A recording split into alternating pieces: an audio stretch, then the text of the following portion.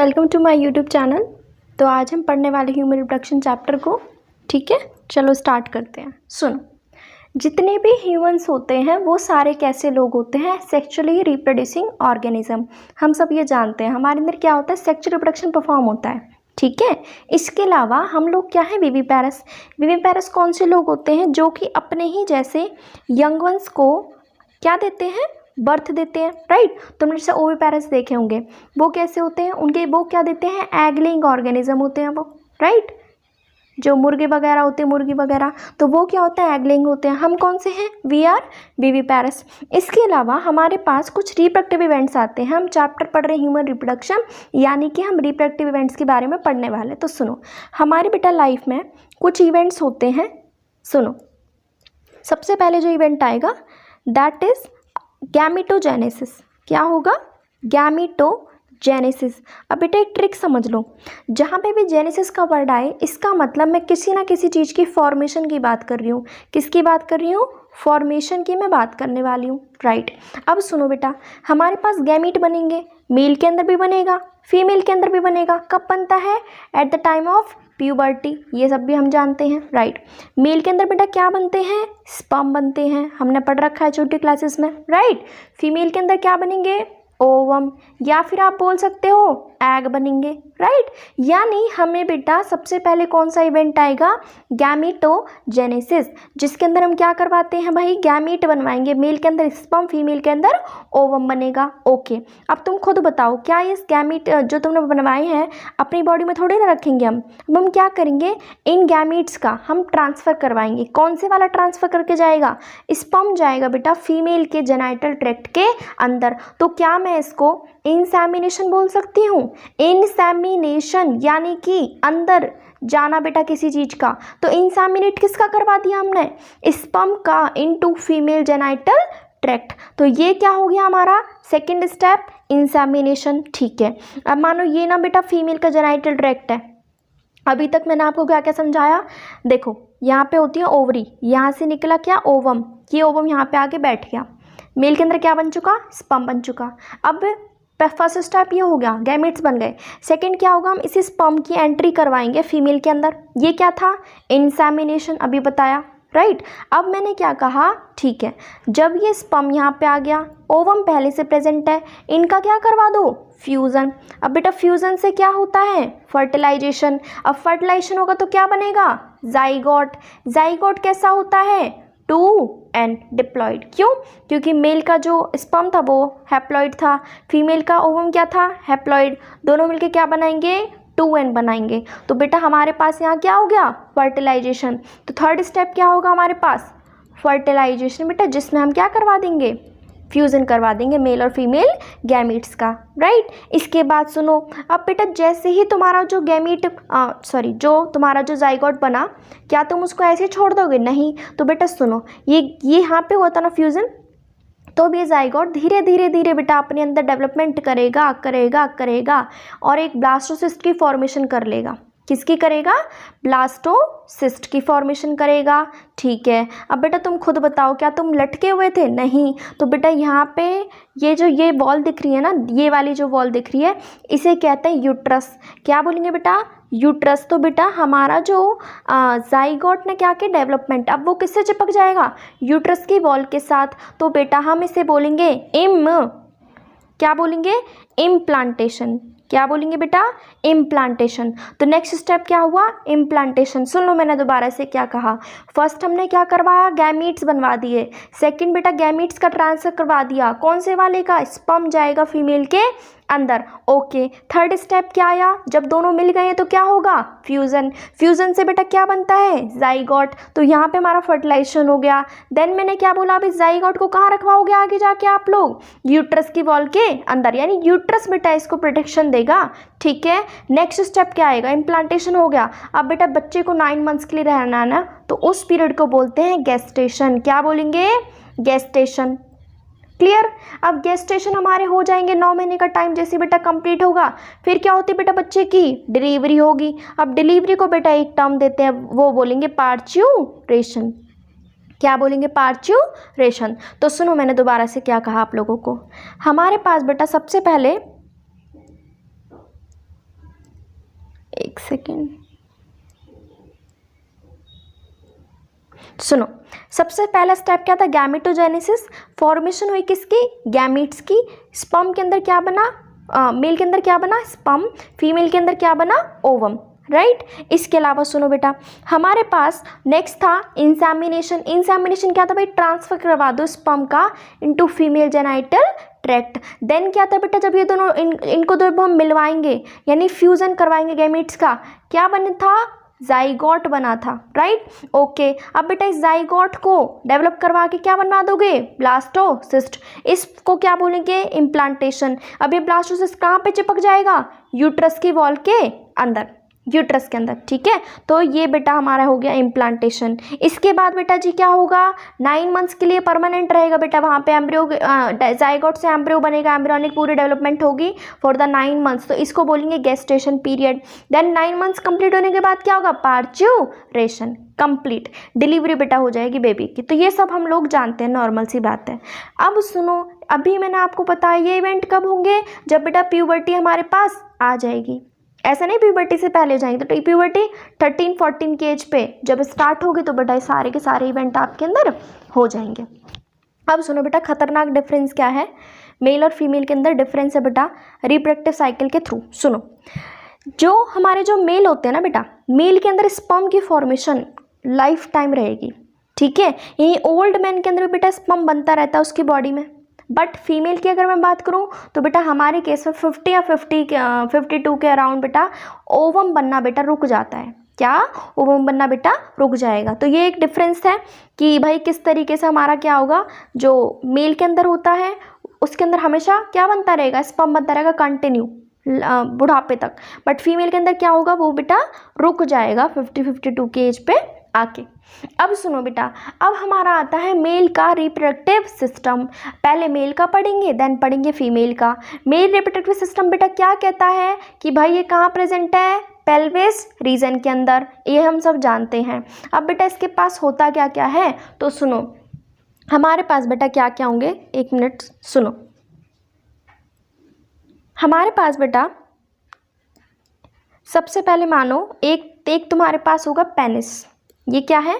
This is your penis, right. अब बेटा ये वही रीज़न है जहाँ से बेटा आपका स्पर्म, इसके अलावा यूरिन, ठीक है, सूसू वगैरह बेटा यहीं से निकलने वाला है, राइट। ये पेनिस हो गया फर्स्ट पोर्शन। तो दूसरा बेटा सुनो, यहाँ पे होती हैं 2 बॉल्स। बॉल्स मतलब टेस्टिस। क्या बोलेंगे बेटा इसको? टेस्टिस। अब टेस्टिस क्या है बेटा? एक कंपनी, इसके अंदर क्या बनता है? अभी मैंने बता दिया था स्पर्म। तो याद रखो स्पर्म कहाँ बनते हैं? टेस्टिस के अंदर बनने वाले हैं, ठीक है। ओके बेटा, इसके अलावा तुम मुझे खुद बताओ, ये यहाँ पे तुम्हारे जो टेस्टिस बन गए, स्पर्म बन गए, इसको बेटा कोई ना कोई लेके भी तो आएगा, कोई ना कोई सहारा भी तो चाहिए। तो बिल्कुल, तो बेटा यहाँ पे हमारे पास लाने के लिए क्या होंगी? डक्ट्स। क्या होंगी? डक्ट्स। डक्ट्स क्या होंगी बेटा? कुछ नहीं, ट्यूब लाइक स्ट्रक्चर है जो कि इस स्पर्म को यहाँ से यहाँ तक लेके आएगा, राइट। इसके अलावा तुम खुद बताओ, क्या तुम अपने स्पर्म के अंदर कुछ माल मसाला ऐड नहीं करोगे? करोगे जी। कुछ एंजाइम करोगे, कुछ कैल्शियम करोगे, कुछ फ्रक्टोज, कुछ उसको एनर्जी देने के लिए करोगे। तो बेटा हमें किसकी सहारे की ज़रूरत है? ग्लैंड्स। तो बेटा याद रखो हमारे पास ना मेल रिप्रोडक्टिव सिस्टम में क्या क्या चीज़ें प्रेजेंट हो गई। तो सुनो 1 सेकेंड। तो बेटा सबसे पहले हमारे पास टेस्टिस प्रेजेंट है, एसेसरी डक्ट प्रेजेंट है हमारे पास, ठीक है। तो टेस्टिस प्रेजेंट है, एसेसरी डक्ट प्रेजेंट है, एक्सटर्नल जेनिटेलिया। सुनो जी, एक्सटर्नल जेनिटेलिया क्या होता है बेटा?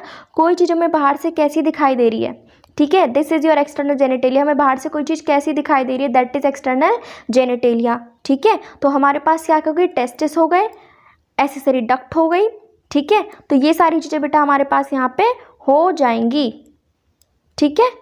अब सुनो, हमारा बेटा जो मेल रिप्रोडक्टिव सिस्टम है, हम इतना तो समझ गए भाई पेल्विस रीजन में प्रेजेंट होता है। लेकिन अगर मैं बात करूँ बेटा हमारी जो कंपनी है, यानी जो हमारे जो टेस्टिस है, वो कहाँ प्रेजेंट होते हैं? तो बेटा वो एब्डोमिनल कैविटी के बाहर होते हैं। सोचने की बात है, तुम्हारी कोई चीज़ इतनी इंपॉर्टेंट है वो बॉडी से बाहर है तो क्यों रखी है? कुछ ना कुछ बेटा लॉजिक तो होगा ना, तो हमने उसे बाहर ही क्यों रखा है, एब्डोमिनल कैविटी के बाहर? तो बेटा इसीलिए रखा है क्योंकि टेस्टिस के अंदर क्या बनने वाले हैं? स्पर्म।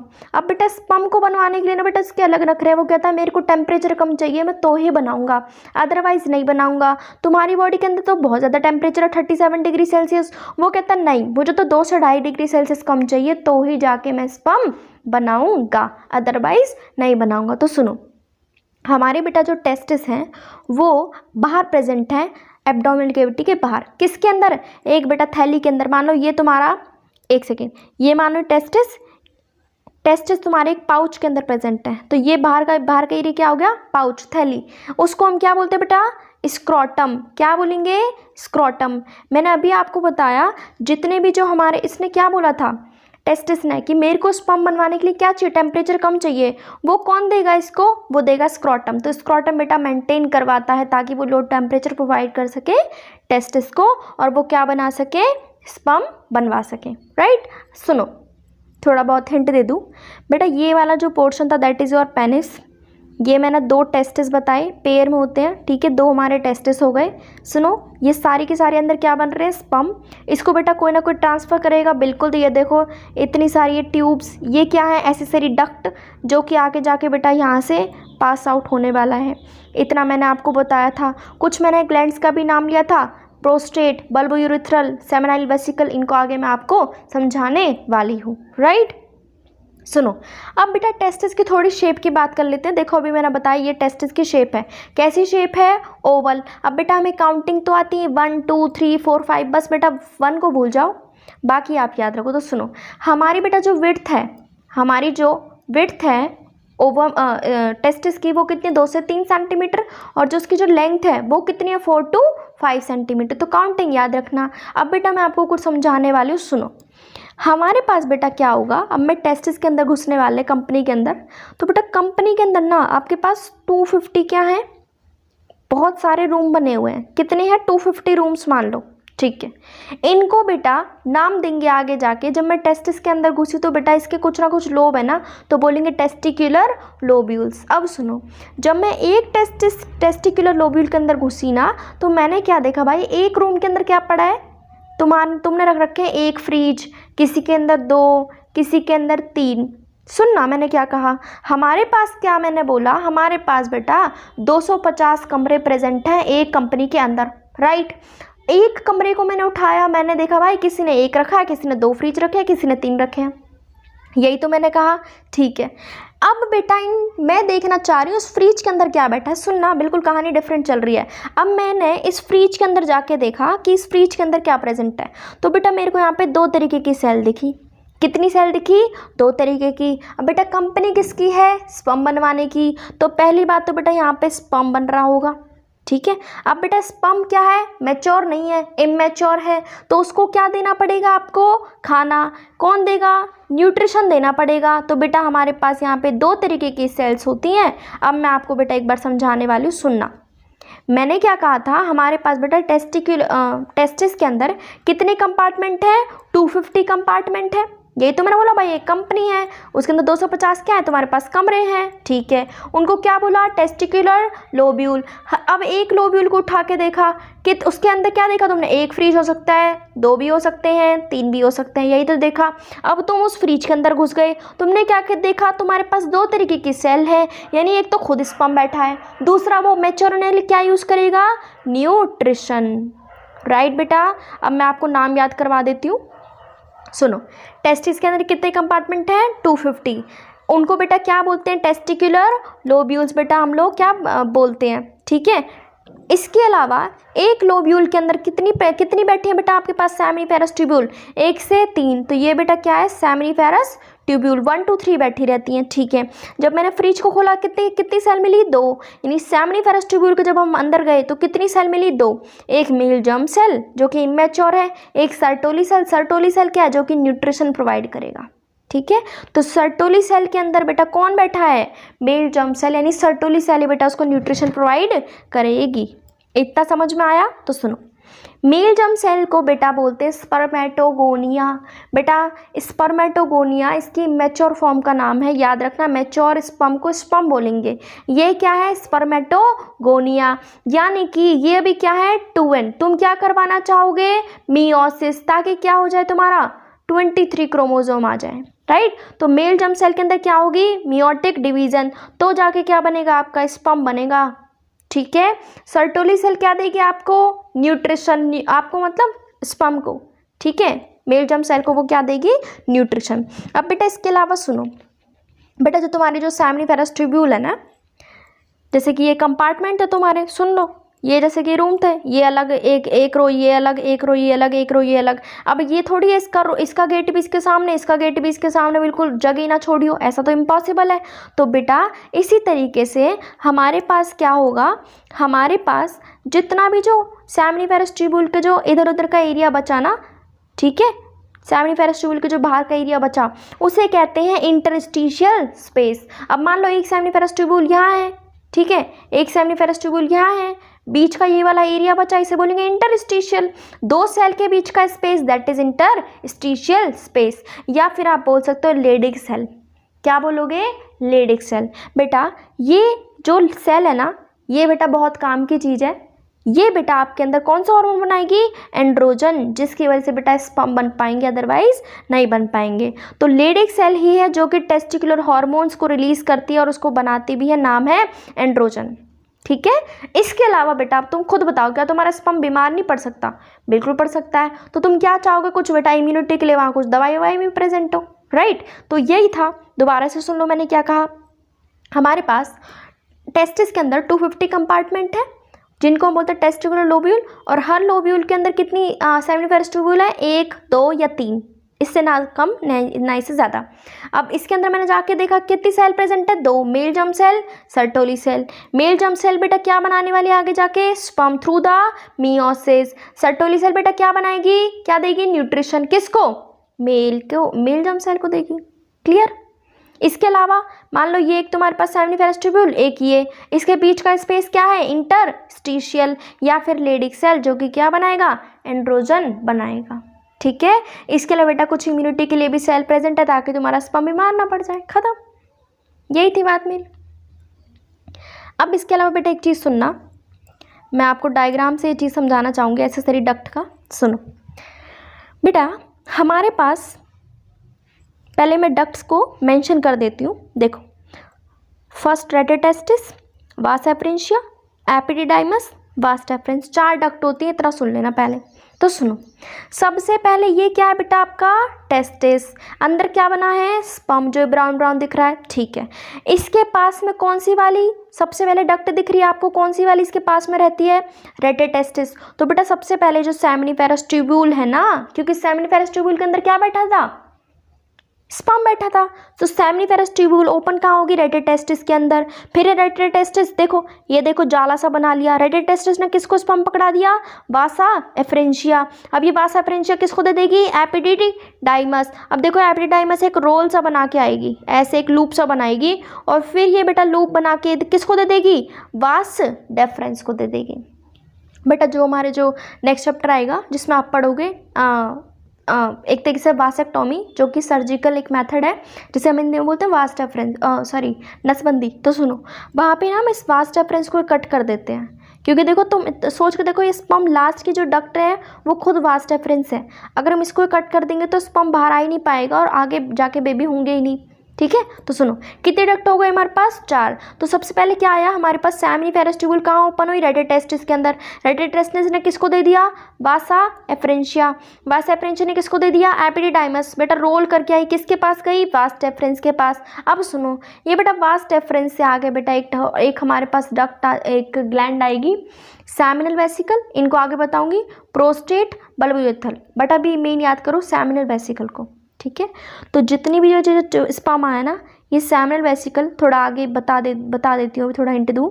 सेमिनल वेसिकल कुछ नहीं, इसमें मान मसाले ऐड करने वाली है, कुछ ना कुछ कैल्शियम, फ्रक्टोज वगैरह ऐड करेगी। अब ये यहाँ पे स्पर्म आ गया तुम्हारा ऐड होके, फिर ये बेटा यहाँ से जाएगा, यहाँ से जाएगा, यहाँ से जाएगा और बाहर निकल जाएगा, ख़त्म। ये तुम्हारा ये होता है एक्सेसरी डक्ट का काम, ठीक है। तो ये वाला बेटा हमारा पोर्शन था। अब सुनो, समझा देती हूँ। सबसे पहले हमारे पास क्या आई थी, सेमिनिफेरस ट्यूब्यूल। कहाँ पे ओपन हुई, रेडिटेस्टिस। रेडिटेस्टिस से बेटा कहाँ गई, वासा एफ्रेंशिया। वासा एफ्रेंशिया ने बेटा किसको पकड़ा दिया, स्पर्म सारा, एपिडिडाइमस। एपिडिडाइमस से किससे क्या, वास डेफरेंस। ये सबसे लास्ट की डक्ट है। ओके, कैसे गई, लूप बनाई बेटा इसने यूरिनरी ब्लैडर के थ्रू, फिर सेमिनल वेसिकल बीच में मिली, उसने क्या ऐड करा, आगे पता चलेगा, सामान ऐड किया। फिर ये कहाँ ओपन हो गई, यूरेथ्रा में। ठीक है, एज इजैकुलेटेड डक्ट। बेटा इजैकुलेटेड डक्ट सुन लो क्या होता है, जो सेमिनल वेसिकल है ना, इसके पास ये सारा स्पर्म आया था ना सारे डक्ट्स के थ्रू, तो ये उसको बेटा स्टोर भी करती है, और जब बेटा ज़रूरत होगी ना तो ये रिलीज़ भी करवा देगी।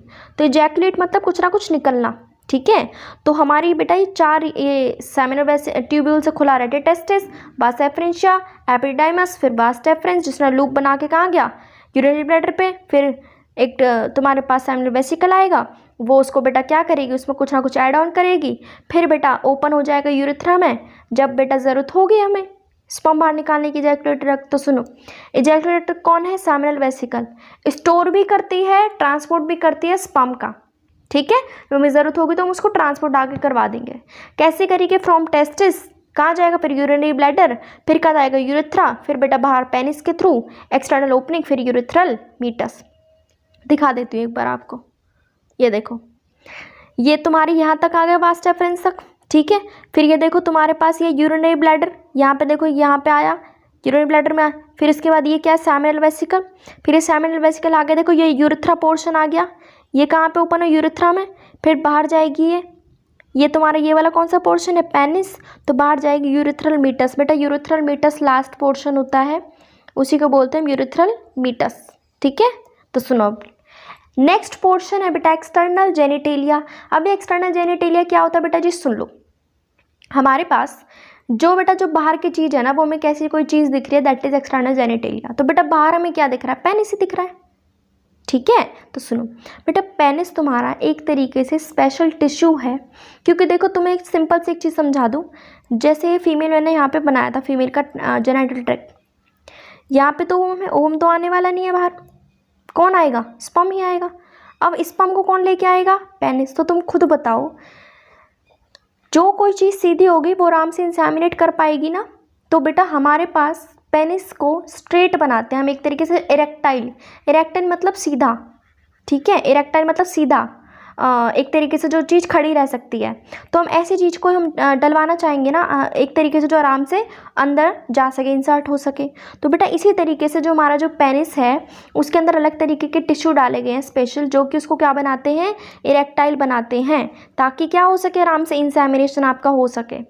ठीक है, क्योंकि अगर पेनिस ही अगर बेटा उसके अंदर अगर टिश्यू सही से नहीं है तो अच्छे से इंसेमिनेट नहीं हो पाएगा। ठीक है, अब सुनो बेटा, जो पेनिस का जो लास्ट का जो बहुत बड़ा जो पोर्शन होता है ना नीचे का, ये वाला पोर्शन, इसे बोलते हैं ग्लैंस पेनिस। क्या बोलेंगे, ग्लैंस पेनिस। इसके ऊपर बेटा एक हल्की सी एक बेटा स्किन होती है, जिसको बोलते हैं फॉर स्किन। नॉर्मल सी बात है, ये पेनिस है, इसके ऊपर एक स्किन चल रही है हल्की सी, इसको बोल देंगे, क्या बोलेंगे, फॉर स्किन। क्लियर हुआ, इतना सही पोर्शन है।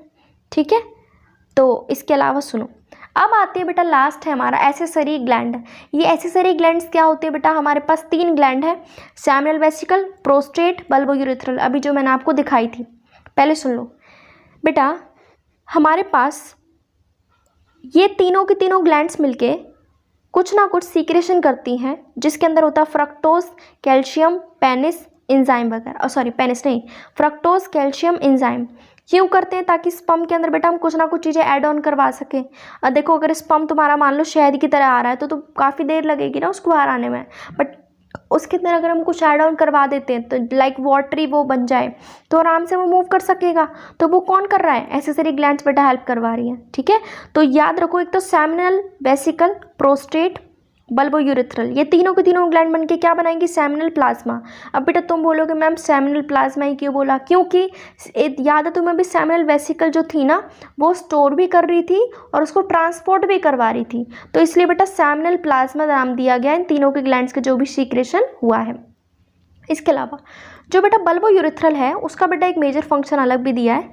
ये बेटा हमारे जो पेनिस है ना, उसको बेटा हमेशा लुब्रिकेट करता है। लुब्रिकेट मतलब वहाँ पे पानी की कमी नहीं होती, लाइक थोड़ा थोड़ा स्टिकी स्टिकी होता है, वहाँ पे लुब्रिकेशन हो रहा होता है पेनिस का। ठीक है, ये वाला 1 मिनट में आपको दिखा देती हूँ जो हमारे जो ग्लैंड्स है ना, 1 सेकेंड। देखो हमारे पास सबसे पहले seminal vesicle, prostate, bulbo urethral. Difference समझ लो। सेमिनल वेसिकल कितनी है तुम्हारे पास, एक ये कितनी हो गई, 2, ठीक है। इसके अलावा तुम्हारे पास जो ये है, ये वाली, ये साइड की है ना, पंख की तरह जो हार्ट शेप्ड, ये क्या है तुम्हारे पास, प्रोस्टेट ग्लैंड। और बल्बो यूरिथ्रल, देखो 2 बल्ब दिख रहे होंगे, ये रहा एक बल्ब, ये रहा एक बल्ब, ये कौन सी, बल्बो यूरिथ्रल ग्लैंड। तो याद रखना हमारे पास बेटा ये सारी की सारी ग्लैंड कैसी हैं, पेयर में होती हैं, ठीक है। अब सुनो, इसके बाद हमारे पास आता है फीमेल का रिप्रोडक्टिव सिस्टम। अब बेटा जैसे मेल का प्रेजेंट था पेल्विक रीजन में, हमारा भी कहाँ होगा, पेल्विक रीजन में प्रेजेंट होगा फीमेल का, ठीक है। इसके अलावा बेटा जैसे वहाँ पे तुम्हारे पास टेस्टिस थे, एसेसरी ग्लैंड थी, डक्ट थे, ये सब थे, इसी तरीके से हमारे पास भी क्या क्या हो सकते हैं, ओवरी। जैसे वहाँ पे 2 टेस्टिस थे, यहाँ पे कितनी ओवरी होंगी, 2 ओवरी होंगी, ठीक है। अब बेटा ओवरी में से क्या बनते हैं, ओवम। अब ये ओवम को भी तो कोई ना लाने के लिए चाहिए ना, जैसे वहाँ पे क्या था, एसेसरी ग्लैंड, इसी तरीके से यहाँ पे क्या होगा, ओविडक्ट। ये ओविडक्ट क्या करेगा, ओवम को बाहर लेके आएगा, ठीक है, ठीक है। फिर क्या होगा, यूट्रस। यूट्रस क्या होता है बेटा, जहाँ पे बेटा बेबी 9 मंथ्स के लिए रहेगा। वजाइना, जो वजाइना के थ्रू क्या होगा, इंसेमिनेशन होगा। और एक्सटर्नल जेनिटलिया तो बेटा हर जगह होता ही है कि हमें बाहर से कोई चीज़ कैसी दिखाई दे रही। तो सुनो, मान लो तुम्हारा ये फीमेल का जेनाइटल ट्रैक्ट है, ठीक है। यहाँ पे तुम्हारी यहाँ पे ओवरी है इधर, ये रही, ठीक है। अब ये सुनो, ये ओवरी, एक ये, ठीक है, ये यहाँ से ऐसे हो रखी है। इसके अलावा ये क्या है बेटा, ओविडक्ट। देखो ओवरी से क्या बना, यहाँ पे क्या निकलेगा, ओवम। कौन कलेक्ट करेगा, ओविडक्ट, ठीक है। यूट्रस, ये क्या है, यहाँ पे 9 मंथ्स के लिए बेबी रहेगा, ठीक है। ये क्या है, ये वाला जो पोर्शन, दैट इज ये वाला पोर्शन है वजाइना, ठीक है। वजाइना के अंदर क्या आता है बेटा, थोड़ा सा पोर्शन सर्विक्स, और सर्विक्स के बाद तो बेटा तुम्हें पता ही क्या आएगा, यूट्रस आएगा। तो हमारे पास बेटा ये चीज़ें होती हैं, आगे समझोगे और अच्छे से। तो ओवरीज हो गए हमारे पास, तुम्हारे पास क्या होगी, और ओविडक्ट हो गई, यूट्रस हो गया, वजाइना, एक्सटर्नल जेनिटेलिया, ठीक है। इसके अलावा बेटा फीमेल्स के अंदर मैमरी ग्लैंड्स भी होती हैं, जिन्हें हम कहते हैं ब्रेस्ट। क्या बोलेंगे, ब्रेस्ट, जो कि पेयर में होती हैं, आगे पढ़ोगे इसके बारे में बेटा। मैमरी ग्लैंड्स भी एक तरीके से फीमेल को कंप्लीट कर रही हैं, ठीक है, ताकि हम ओव्यूलेशन में, फर्टिलाइजेशन में, प्रेगनेंसी में, बर्थ एंड चाइल्ड केयर में बेटा हम हेल्प कर सकें। नॉर्मल सी बात है बेटा, मैमरी ग्लैंड से क्या निकलता है तुम्हारे पास, मैमरी ग्लैंड से क्या निकलेगा, मिल्क निकलता है। तो बेटा उससे क्या होगा, बच्चे की आगे केयर हो पाएगी।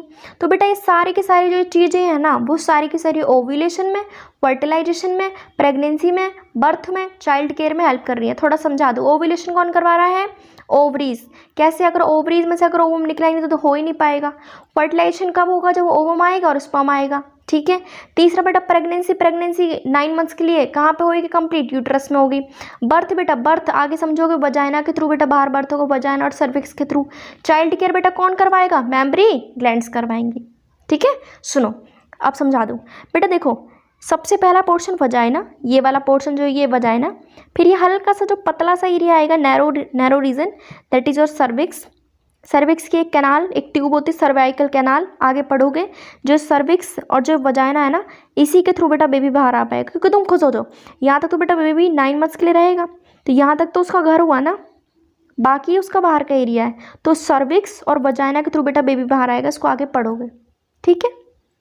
फिर मैंने क्या बोला, ये क्या है, यूट्रस। फिर मैंने बोला यहाँ पे कितनी ओवरी हैं, 2, एक यहाँ, ठीक है। ये बेटा ऐसी हवा में नहीं लटकी हुई, पीछे यहाँ से पेल्विक की वॉल से भी चिपकी हुई है, लिगामेंट्स के थ्रू, आगे पढ़ोगे।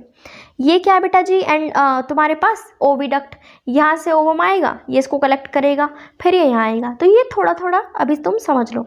अब सुनो, हमारे पास सबसे पहले आती हैं ओवरीज। अब ये ओवरी क्या होती है, नाम से समझ में आ रहा है बेटा, प्राइमरी फीमेल सेक्स ऑर्गन है, जो कि क्या बनाएगा, ओवम बनाएगा। इसके अलावा कुछ स्टेरॉयड हार्मोन भी बनते हैं, और जिन्हें हम कहते हैं ओवरियन हार्मोन। आगे पढ़ोगे, एस्ट्रोजन प्रोजेस्टेरोन भी निकलते हैं। तो वो कौन से हैं, ओवरियन हार्मोन। कहाँ पे होती है बेटा ओवरी, अभी मैंने आपको दिखाई, लोअर एब्डोमेन के नीचे साइड में होगी। एक लोअर एब्डोमेन, एक यहाँ पे होगी और एक यहाँ पे होगी, ठीक है। अब सुनो बेटा, लेंथ कितनी होती है इसकी? होती है दो, बस दो, 2 2 जा 4, 2 से 4 सेंटीमीटर, 2 का टेबल याद रखना, ठीक है। कैसे कनेक्ट है बेटा? अभी मैंने बोला पीछे पेल्विक की वॉल से, और पेल्विक की वॉल से और यूट्रस से अटैच है, ठीक है, थ्रू द लिगामेंट्स। अब सुनो बेटा, जो तुम्हारी ओवरी है ना, ओवरी के अंदर का पार्ट होता है स्ट्रोमा। क्या बोलेंगे? स्ट्रोमा। इसके बाहर एक लेयर होती है, लेयर को क्या बोलेंगे? एपिथीलियम। पतली है तो बोलेंगे थिन एपिथीलियम। ओके, अब बेटा अंदर क्या भरा हुआ है? स्ट्रोमा। बाहर क्या है? एपिथीलियम, ठीक है। ये स्ट्रोमा बेटा 2 पार्ट में डिवाइड है, एक है कॉर्टेक्स, एक है मेड्यूला। बेटा कॉर्टेक्स का रीजन होता है बाहर वाला रीजन, यानी ये वाला जो पोर्शन है दैट इज कॉर्टेक्स, बाहर का रीजन। मेड्यूला, मेड्यूला मेरी बात हो रही है, मैं कहाँ रहती हूँ? अंदर रहती हूँ भैया, घर में रहती हूँ, बाहर थोड़े ना रहेंगे। तो मेड्यूला कहाँ है? अंदर। कॉर्टेक्स कहाँ है? बाहर। जितना भी जो बाहर का एरिया होगा दैट इज कॉर्टेक्स। ये वाला जो पोर्शन है दैट इज कॉर्टेक्स। और अंदर वाला क्या है? मैं तो भाई अंदर रहती हूँ, मेड्यूला। क्लियर? अब सुनो, हमारे पास कुछ फीमेल के एसेसरी डक्ट हैं, जैसे वहाँ पे थी मेल की एसेसरी डक्ट थी, ठीक है। यहाँ पे भी होंगे बेटा ओविडक्ट। देखो ओविडक्ट को एसेसरी डक्ट क्यों बोला? अगर बेटा हमारी ओविडक्ट अगर ओवम को उठाए ना, लेके ना आए, तो क्या ओवम बाहर आ पाएगा? नहीं। जैसे वहाँ पे कौन लेके आ रहा था तुम्हारे पास मेल के अंदर? रेटिटेस्टिस, वासा फ्रेंशियाई, सारी डक्ट लेके आ रही थी। इसी तरह से बेटा हमारे पास क्या है? ओविडक्ट, ठीक है। फिर क्या बेटा? यूट्रस। अब मानो अगर किसी फीमेल के अंदर अगर यूट्रस ही ना हो तो क्या बेटा बेबी वहाँ पे रह पाएगा? प्रेगनेंसी नहीं हो पाएगी, है ना। Last vagina. अगर बेटा वजाइना ना हो तो क्या इंसेमिनेशन हो पाएगा? नहीं। क्या बेबी वगैरह बाहर आ पाएगा? नहीं आ पाएगा, ठीक है। तो सुनो, ओविडक्ट बेटा हमारे पास, इसको मैं डायग्राम से आपको समझाना चाहूँगी। पहले ओविडक्ट क्या होगा, किस तरीके समझोगे? सुनो, ओविडक्ट को बेटा ये 3 पार्ट है, ये रे, फर्स्ट, सेकेंड, थर्ड। अभी समझोगे तो बेटा ये देखो, फैलोपियन ट्यूब बोलते हैं ओविडक्ट को, आप कुछ भी बोल सकते हैं, फैलोपियन ट्यूब या फिर ओविडक्ट बोल सकते हैं। तो सुनो बेटा, सबसे पहले ओवरी हमारी यहाँ है, यहाँ पे हमारे ओविडक्ट का पहला पार्ट है दैट इज इनफंडिबुलम। तो सुनो, सबसे पहले आपको दिख रहा होगा यहाँ पे फिंगर लाइक स्ट्रक्चर दिख रहा है ना, तो बेटा ओवम को कौन कलेक्ट करेगा? इनफंडिबुलम। किसके थ्रू? फिम्ब्रे के थ्रू, ठीक है। अब जैसे बेटा ओवम यहाँ तक आया, वो बेटा एक खुले से रीजन में जाएगा। ये वाला रीजन क्या है? एम्प्यूला, क्योंकि एम्प्यूला हो गया यहाँ पे, ठीक है। ये कौन सा पोर्शन है? बीच का पोर्शन। अब ये एम्प्यूला सारा कहाँ पहुँचा देगा ओवम को? इस्थमस के पास में, ठीक है। इस्थमस बेटा हमारा क्या है? फैलोपियन ट्यूब का लास्ट पोर्शन। अब देखो तुम खुद सोच रहे होंगे, इस्थमस तुम्हारे फैलोपियन ट्यूब को और तुम्हारे यूट्रस के बीच में क्या है? एक जंक्शन, एक रुकावट, एक रास्ता, स्टेशन की तरह। यहाँ पे भी और इसको ये आपस में क्या कर रहा है? जोड़ रहा है। तो बेटा बस फैलोपियन ट्यूब का ही फंक्शन है ओवम को कलेक्ट करना। किसने किया सबसे पहले? इनफंडिबुलम ने। कैसे किया? फिम्ब्रे के थ्रू। फिर किसके पास गया? एम्प्यूला। एम्प्यूला ने किसको दिया? इस्थमस। खत्म। अब तुम्हारा जो ये है, ये बेटा यहाँ पे तुम्हारा ओवम आ गया, ठीक है। इसके अलावा बेटा अब मैं तुम्हें आगे बताने वाली यूट्रस के बारे में, थोड़ा अभी यहीं पढ़ लेते हैं। यहाँ पे क्या है तुम्हारा? ये, ठीक है। यूट्रस के बारे, चलो वैसे बता देती हूँ। देखो ओविडक्ट कितनी होती है बेटा? 10 से 12 सेंटीमीटर की बेटा लॉन्ग होती है ये। कहाँ से? Extend from periphery of each ovary to uterus. Infundibulum बेटा सबसे ओवरी के पास का हिस्सा होता है, अभी दिखा, फनल शेप्ड होगा, राइट जी। कैसी बेटा? इसके पास फिंगर लाइक प्रोजेक्शन होगा, जिसे क्या कहते हैं? फिम्ब्रे। क्या करेगा बेटा? ओवम को बेटा कलेक्ट करवा देगा ताकि हमारा क्या हो सके? ओवम बाहर आ सके, ठीक है। और अब बेटा नेक्स्ट किसके पास जाएगा? एम्प्यूला। एम्प्यूला बेटा यानी इनफंडिबुलम किस में खुला? वाइडर पार्ट में, क्या बोलते हैं? एम्प्यूला। अब ये वाला जो ओवम है वो किसके पास जाएगा? इस्थमस। इस्थमस क्या है? लास्ट पार्ट है ओविडक्ट का, जो कि नैरो, पतला सा है बेटा। ये क्या कर रहा है? ज्वाइन कर रहा है यूट्रस को। फिनिश। क्लियर? ओके। अब सुनो यूट्रस। बेटा यूट्रस क्या होता है तुम्हारे पास? बेटा एक ही यूट्रस होता है, जैसे ओवरी 2 हैं, यूट्रस एक होगा, ऐसे होगा। चलो ये वाली शेप हटा देते हैं। बब्बू गोसे की तरह अगर किसी ने खाया हो तो बब्बू गोसा कुछ इस तरीके का होता है, पियर शेप्ड, ठीक है। तो सुनो शेप कैसे होगी? उल्टे पियर शेप्ड की तरह होगी। इसको हम क्या बोलते हैं? वॉम्ब। कोक, जैसे मम्मियाँ कहती हैं ना, मैं 9 महीने के लिए कोक में रखा है, तो बेटा ये वही यूट्रस है, ठीक है। तो यूट्रस कैसा होगा? सिंगल होगा। और बेटा इसको हम क्या बोलते हैं? वॉम्ब। कैसी शेप है? इन्वर्टेड पियर शेप्ड, ठीक है बेटा। जैसे वहाँ पे ओवरी तुम्हारी लटकी हुई थी लिगामेंट्स के थ्रू, पेल्विक वॉल के थ्रू, इसी तरीके से बेटा हमारी यूट्रस भी लिगामेंट्स के थ्रू बेटा अटैच है पेल्विक वॉल के थ्रू, राइट। ओपन कहाँ होगा बेटा? यूट्रस। देखो ये तुम्हारे यहाँ पे ये था, ये था, फिर यहाँ पे ये ऐसे हो गया, देखो ये यूट्रस का पोर्शन, फिर ये कहाँ पे ओपन होगा? सर्विक्स में, फिर ये वजाइना में, तो खत्म। तो पहले सर्विक्स में ओपन होगा, फिर वजाइना में, तो ये तो पोर्शन यहीं पे मैंने समझा दिया था आपको, ठीक है।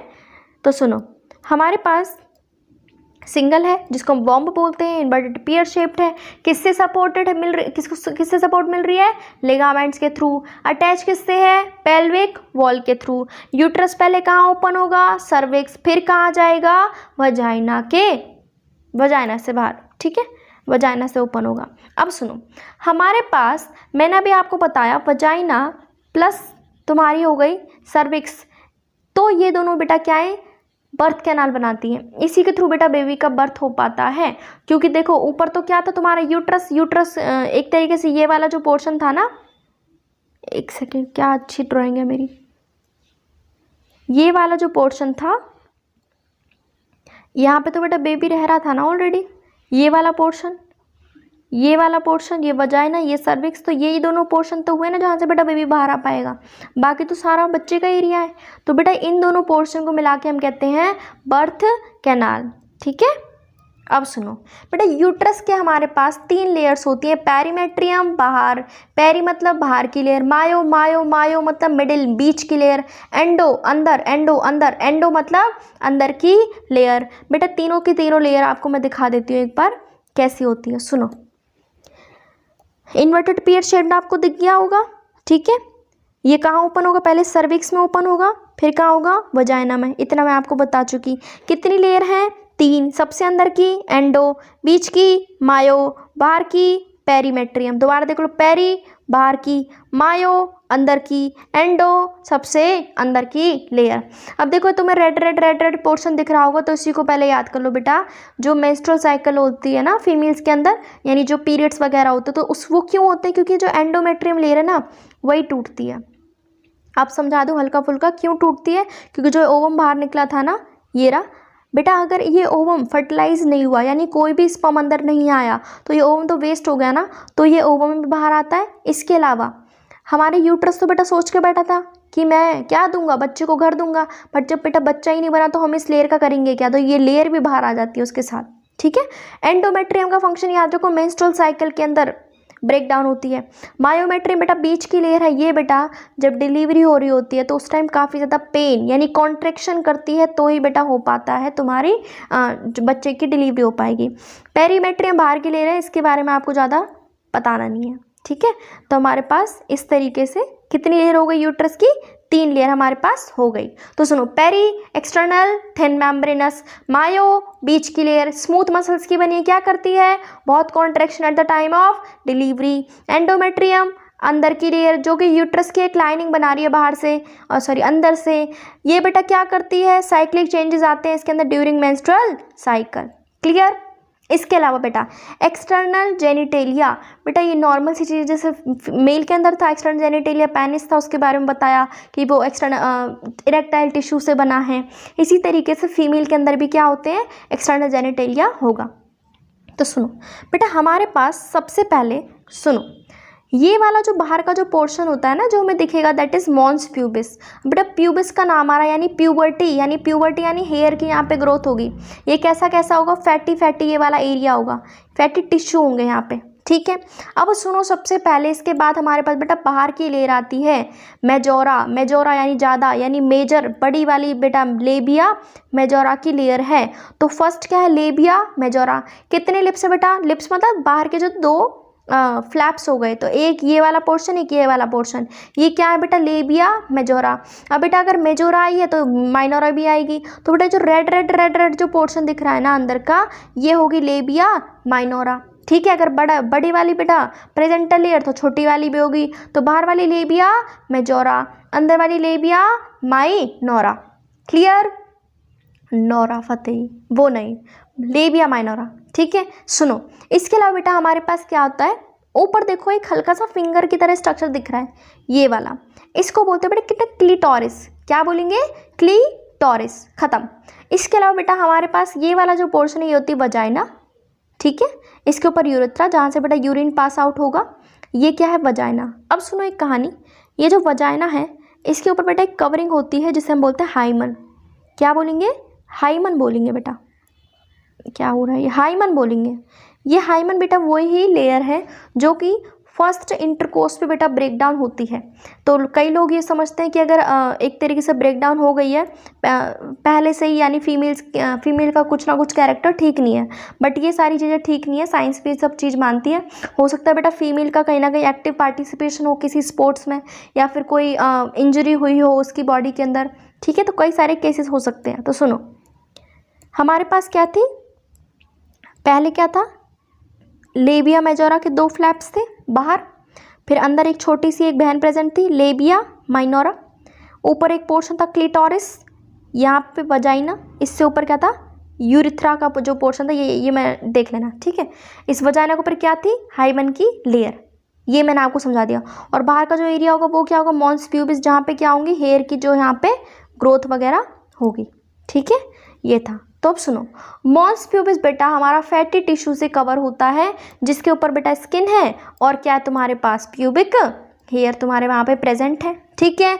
लेबिया मेजोरा बेटा जो कि बाहर के जो क्या थे, 2 फ्लैप्स थे, इस तरीके से फ्लैशी फोल्ड्स होते हैं, कितने, 2। ये बेटा कहाँ से आ रहे होते हैं, मॉन्स प्यूबिस से, इस तरीके से, ये देखो यही तो है मॉन्स प्यूबिस, तो बाहर का एरिया ये रहा। तो कहाँ से एक्सटेंड हुए, मॉन्स प्यूबिस से, ठीक है। ये क्या कर रहे हैं, वजाइनल की ओपनिंग को बेटा क्या कर रहे हैं, सराउंड कर रहे हैं, ठीक है। इसके अलावा बेटा लेबिया माइनोरा क्या है, टिश्यू, 2 टिश्यू के फोल्ड है बेटा, जैसे छोटी वाली जो लेबिया माइनोरा गेरी अंदर की लेयर, ठीक है। लेबिया मेजोरा के अंदर हाइमन क्या है बेटा, वजाइना के ऊपर बेटा एक कवरिंग होती है जिसको हम बोलते हैं हाइमन, ठीक है। तो जो अब वजाइना की जो ओपनिंग है ना उसके ऊपर एक पार्शियली मेम्ब्रेन होती है। देखो पार्शियली है, सोच लो, यानी पार्शियली कोई चीज़ बेटा टूट भी सकती है, और मेम्ब्रेन कैसे, काफ़ी बेटा लाइट होती है, मतलब टफ लेयर नहीं है, तो वो काफ़ी लाइट है, पार्शियली मेम्ब्रेन है। ये बेटा ब्रेकडाउन कब होती है, माना जाता है फर्स्ट इंटरकोर्स पे, बट ऐसा नहीं है। हो सकता है बेटा सडन फॉल, अचानक से बेटा कोई गिर गया हो, है ना, कोई ना कोई jolt insertion, like just periods वगैरह होते हैं, तो काफ़ी सारी फीमेल्स क्या करते हैं, टेम्पॉन्स को यूज़ करते हैं वजाइना के अंदर। अब सोच लो, अगर वजाइना के अंदर अगर हम टेम्पॉन डाल रहे तो हो सकता है वो हाइमन की जो लेयर है वो टूट गई हो, ठीक है। हो सकता है बेटा फीमेल क्या पार्टिसिपेट ज़्यादा करती हो स्पोर्ट्स के अंदर, तो बेटा ऐसा कोई भी साइंटिफिक प्रूफ नहीं है जो कह सके, ठीक है। तो ये बताता नहीं कि लड़की वर्जिन है या फिर नहीं है, राइट। इससे आगे सुनो बेटा, क्लिटोरिस। क्लिटोरिस यानी फिंगर की तरह बेटा, फिंगर लाइक प्रोजेक्शन है, जो कि कहाँ प्रेजेंट है, लेबिया मेजोरा के ऊपर, यानी यूरिथ्रल ओपनिंग के ऊपर, ठीक है। दोबारा से एक बार मैं आपको डायग्राम समझा देती हूँ। ये वाला पूरा पोर्शन क्या, मॉन्स प्यूबिस क्या प्रेजेंट है, फैटी टिश्यू, और तुम्हारे पास प्यूबिक हेयर, ठीक है। फिर बेटा नीचे यहाँ पे क्या प्रेजेंट है, 2 फ्लैप्स, कहाँ से आ रहे हैं, मॉन्स प्यूबिस से एक्सटेंड हो रहे हैं, ठीक है। क्या बोलते हैं, लेबिया मेजोरा बेटा बड़े वाली लेयर है, ठीक है। अंदर बेटा घुसेंगे, क्या है, लेबिया माइनोरा, ये कौन से बेटा, छोटे वाले, ठीक है, छोटी वाली लेयर है। फिर ऊपर यहाँ पे क्या दिखेगा, यूरिथ्रा, यहाँ पे क्या है, वजाइना, वजाइना के ऊपर क्या होती है, मेम्ब्रेन, क्या बोलते हैं, हाइमन, खत्म, ठीक है। ये हमारा बेटा पोर्शन था। इसके बाद सुनो, मेमरी ग्लैंड्स बेटा, अभी मैंने बोला मेमरी ग्लैंड्स बेटा मेजर फंक्शन रोल प्ले करती हैं, क्योंकि इसी के अंदर बेटा क्या बनता है, मिल्क बनता है। तो सुनो, ये बेटा कैरेक्टरिस्टिक्स है फीमेल्स की, हम सब जानते हैं। ब्रेस्ट बेटा पेयर में होते हैं, ठीक है। ग्लैंडुलर टिश्यू होते हैं, वेरिएबल अमाउंट ऑफ फैट, किसी के अंदर कम भी हो सकता है, किसी के अंदर ज़्यादा भी हो सकता है। अब सुनो बेटा, ये काम कैसे होगा बेटा, मानो तुम्हारे पास ना, अब मैंने बता दिया टिश्यू किससे बने, ग्लैंडुलर टिश्यू है। ये बेटा कई बार डिवाइड होते हैं, और बेटा हमारे पास ना लोब्स बना लेते हैं। जैसे वहाँ पे क्या थे, तुम्हारे पास 250 कंपार्टमेंट थे, 250 लोब्स थे, उनको हमने क्या बोला, टेस्टिकुलर लोब्यूल्स। तो बेटा वहाँ पे मैं टेस्टिस की बात कर रही थी, यहाँ पे मैं ग्लैंड्स की बात कर रही हूँ। कई बार डिवाइड कितने बना लिए ना, और 15 से 20 क्या बना लिए, मेमरी लोब्स बना लिए। इतनी सी बात समझ में आई, ठीक है। तो सबसे पहले हमारे पास जो ग्लैंडुलर टिश्यू है ना, वो क्या करेगा, डिवाइड, क्या बनाएगा, मेमरी लोब्स। इसके अंदर बेटा क्या बैठी है, एल्वियोली। अब ये वो एल्वियोली नहीं है जो बेटा लंग्स के केस में होती है, ठीक है। ये वो एल्वियोली बेटा जो कि स्टोर भी करवाएगी, और बेटा जब मिल्क की ज़रूरत होगी तो उसको हम सीक्रेट भी करवा देते हैं, ठीक है। अब सुनो, ये बेटा ये 250 ये थे ना तुम्हारे यहाँ पे, सॉरी 250 नहीं, 15 से 20 मेमोरी लोब्स। अब बेटा मान लो इनके अंदर बेटा क्या बने हैं, तुम्हारे हर लोब के अंदर बेटा मिल्क बना है। अब बेटा हम इसको बाहर भी तो निकालेंगे ना, बिल्कुल। तो बेटा इनको हम निकालेंगे ट्यूब के जरिए। अब मैं बात करूँ मेमोरी की, तो मेमोरी ट्यूब्यूल्स के थ्रू बेटा हम इन सब चीज़ों को बाहर निकालेंगे मिल्क को, ठीक है। अब ये जो मेमोरी ट्यूब्यूल्स है, देखो इतनी सारी यहाँ पे भी निकली, यहाँ पे भी। तो बेटा अब ये मेमोरी ट्यूब तो काफ़ी छोटी छोटी चीज़ हो गई। अब तुम क्या चाहोगे, ये जो मेमोरी ट्यूब्यूल्स हैं ये वाली, ये सारी की सारी बेटा कैसे ओपन हो जाए, एक बड़ी सी डक्ट में ओपन हो जाए। देखो ये 1 2 3 इतनी सारी जो मेमोरी ट्यूब्यूल थी वो सारी की सारी कॉमन मेमोरी डक्ट के अंदर ओपन हो गई, ठीक है। अब बेटा मेमोरी डक्ट तुम्हारा कहाँ ओपन होगा, एक खुले से रीजन में, जिसको हम बोलते हैं मेमोरी एम्पुला। अब बेटा इस मेमोरी एम्पुला के थ्रू बेटा लैक्टिफेरस डक्ट, लैक्टी मतलब बेटा मिल्क का एक तरीके से ब्रेस्ट फीडिंग करानी, लैक्टिफेरस डक्ट इसको कहते हैं। तो यहीं से बेटा मिल्क को सक करेंगे। तो दोबारा देखो एक बार डायग्राम समझाती हूँ। बेटा हमारे पास यहाँ काफ़ी सारा क्या भरा हुआ, फैट, तुमने देख लिया, ठीक है। हमारे पास सबसे पहले बेटा क्या आते हैं, मेमोरी के लोब्स आते हैं, ठीक है। क्या आएंगे बेटा, सबसे पहले देखो ये जो हमारे यहाँ पे बैठे हैं ना, ये ग्लैंडुलर टिश्यू डिवाइड करेगा। सबसे पहले क्या आएगी, मेमोरी लोब, ठीक है। अब ये मेमोरी लोब के अंदर बेटा कितनी मेमोरी लोब थे, 15 से 20। इनके अंदर कौन बैठा है, एल्वियोली।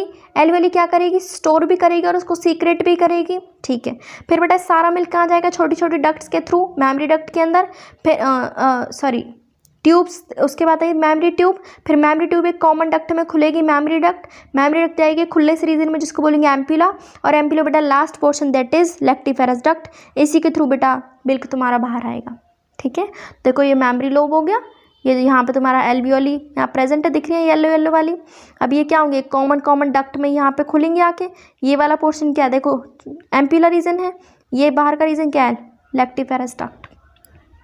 क्लियर हुआ बेटा। तो ये हमारे यहाँ तक पोर्शन था, ठीक है। अगर आपको बेटा पसंद आया यहाँ तक तो प्लीज़ एक बार लाइक करना, कमेंट करना, शेयर करना। बेटा गैमेटोजेनेसिस क्या होती है, सुनो। जहाँ पर भी जेनेसिस का वर्ड आ जाए समझ जाओ मैं फॉर्मेशन की बात करने वाली हूँ। किसकी फॉर्मेशन, नाम जुड़ा है गैमीट, यानी हम गैमीट की ही फॉर्मेशन करवाएंगे। यही तो है, हम क्या करवाएंगे बेटा, गैमीट्स के हम लोग फॉर्मेशन करवाएंगे। तो सुनो, मेल के अंदर बेटा कौन बैठा है, टेस्टिस। वो क्या रिलीज करेगा, गैमीट। गैमीट कौन है, स्पर्म। तो बेटा जब स्पर्म को बनवाएंगे तो बोलेंगे स्पर्मेटोजेनेसिस। अगर मैं बेटा फीमेल्स की बात करूँ, फीमेल्स के अंदर कौन बैठा है, ओवरी। ओवरी क्या रिलीज करेंगी, ओवम।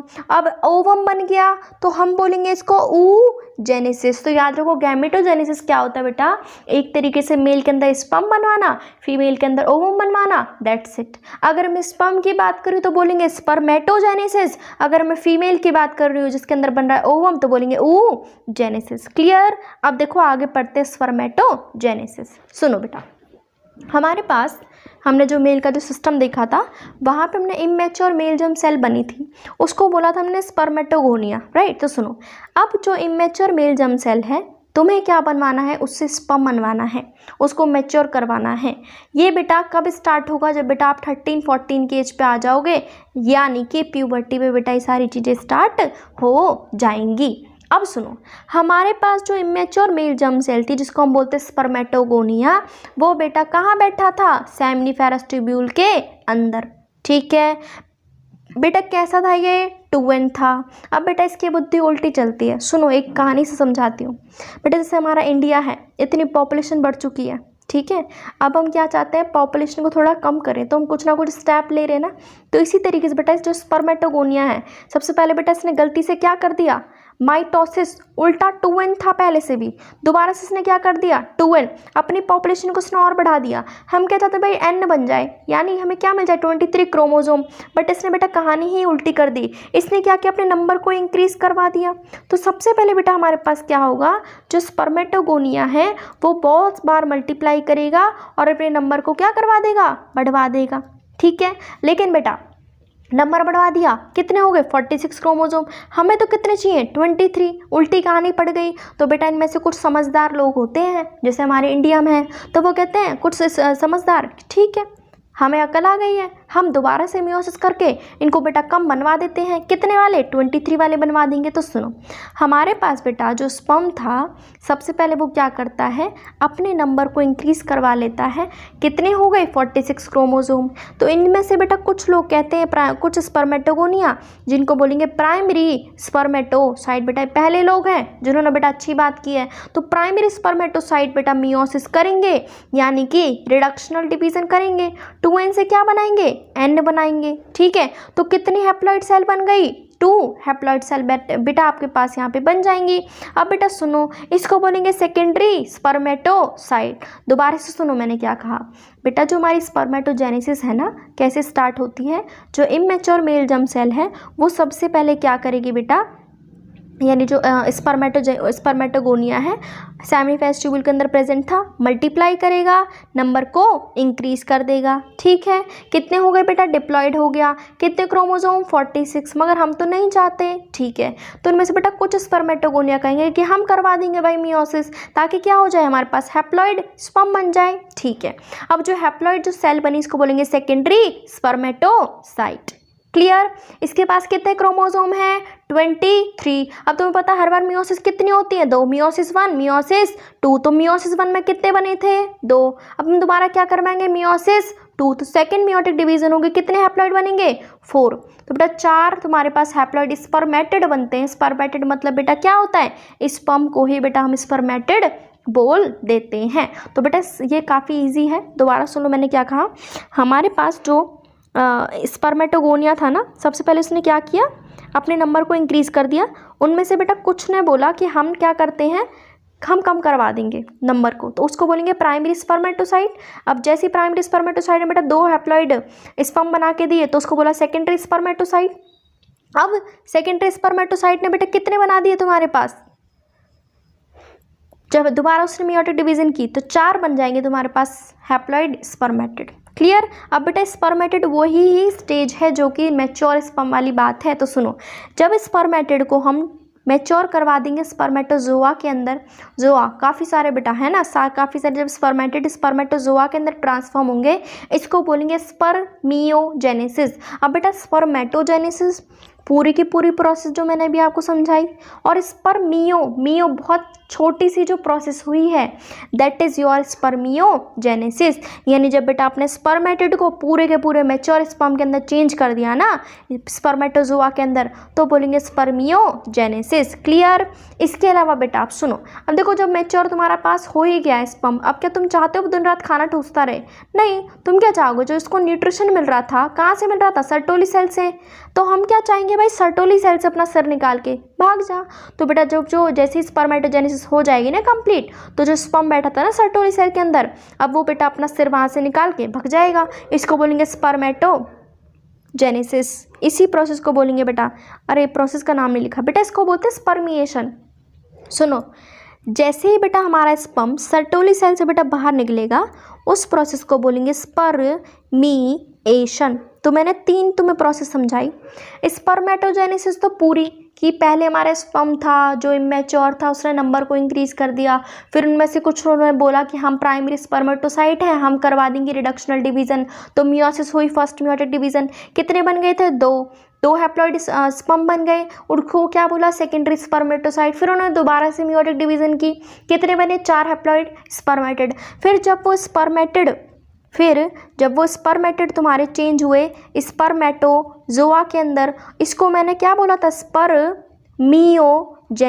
तो बेटा हमारे पास 3 हो गई प्रोसेस। तो स्पर्मेटोजेनेसिस तो कंप्लीट, और स्पर्मियोजेनेसिस क्या हो गई तुम्हारे पास? जब स्पर्मेटिड चेंज हुआ स्पर्मेटोजोआ के अंदर। और स्पर्मिएशन क्या होगा? स्पर्मिएशन, मी बाहर आ रहा हूँ, मैं बाहर आ रहा हूँ, कौन बोल रहा है? स्पर्म। तो जब वो सर्टोली सेल से बेटा अपना सर निकाल के बाहर आ जाएगा ना, उसको बोलेंगे स्पर्मिएशन। कंप्लीट बेटा यहाँ तक। क्लियर? समझ में आया? बेटा कमेंट करना जिसको अच्छा लगा हो, समझ में आया हो। ओके, अब सुनो, ठीक है? तो सुनो, जो स्पर्मेटोगोनिया था अभी हमने देखा प्यूबर्टी स्टार्ट होगी, स्पर्मेटोगोनिया पहले प्राइमरी स्पर्मेटोसाइट बनाएगा, फिर बेटा पहली मियोटिक डिवीजन होगी, कितने बनाएगा? फिर सेकेंडरी स्पर्मेटोसाइट, फिर दोबारा डिवीजन होगी, फिर ये स्पर्मेटिड बनेगा। अब ये स्पर्मेटिड से क्या बना? स्पर्मेटोजोरा। किस प्रोसेस के थ्रू? स्पर्मियोजेनेसिस किसके थ्रू? स्पर्मियोजेनेसिस के थ्रू। और जब ये स्पर्मियोजेनेसिस के थ्रू जब ये बेटा सिर देखो सर्टोली सेल जब ये बाहर बेटा निकल जाएगा, जब ये स्पर्म सर्टोली सेल से, उसको बोलेंगे स्पर्मिएशन। तो कंप्लीट है बेटा, इस डायग्राम में सारी चीज़ें समझ में आ रही हैं। पूरी प्रोसेस की बात करूँ तो बोलेंगे स्पर्मेटोजेनेसिस।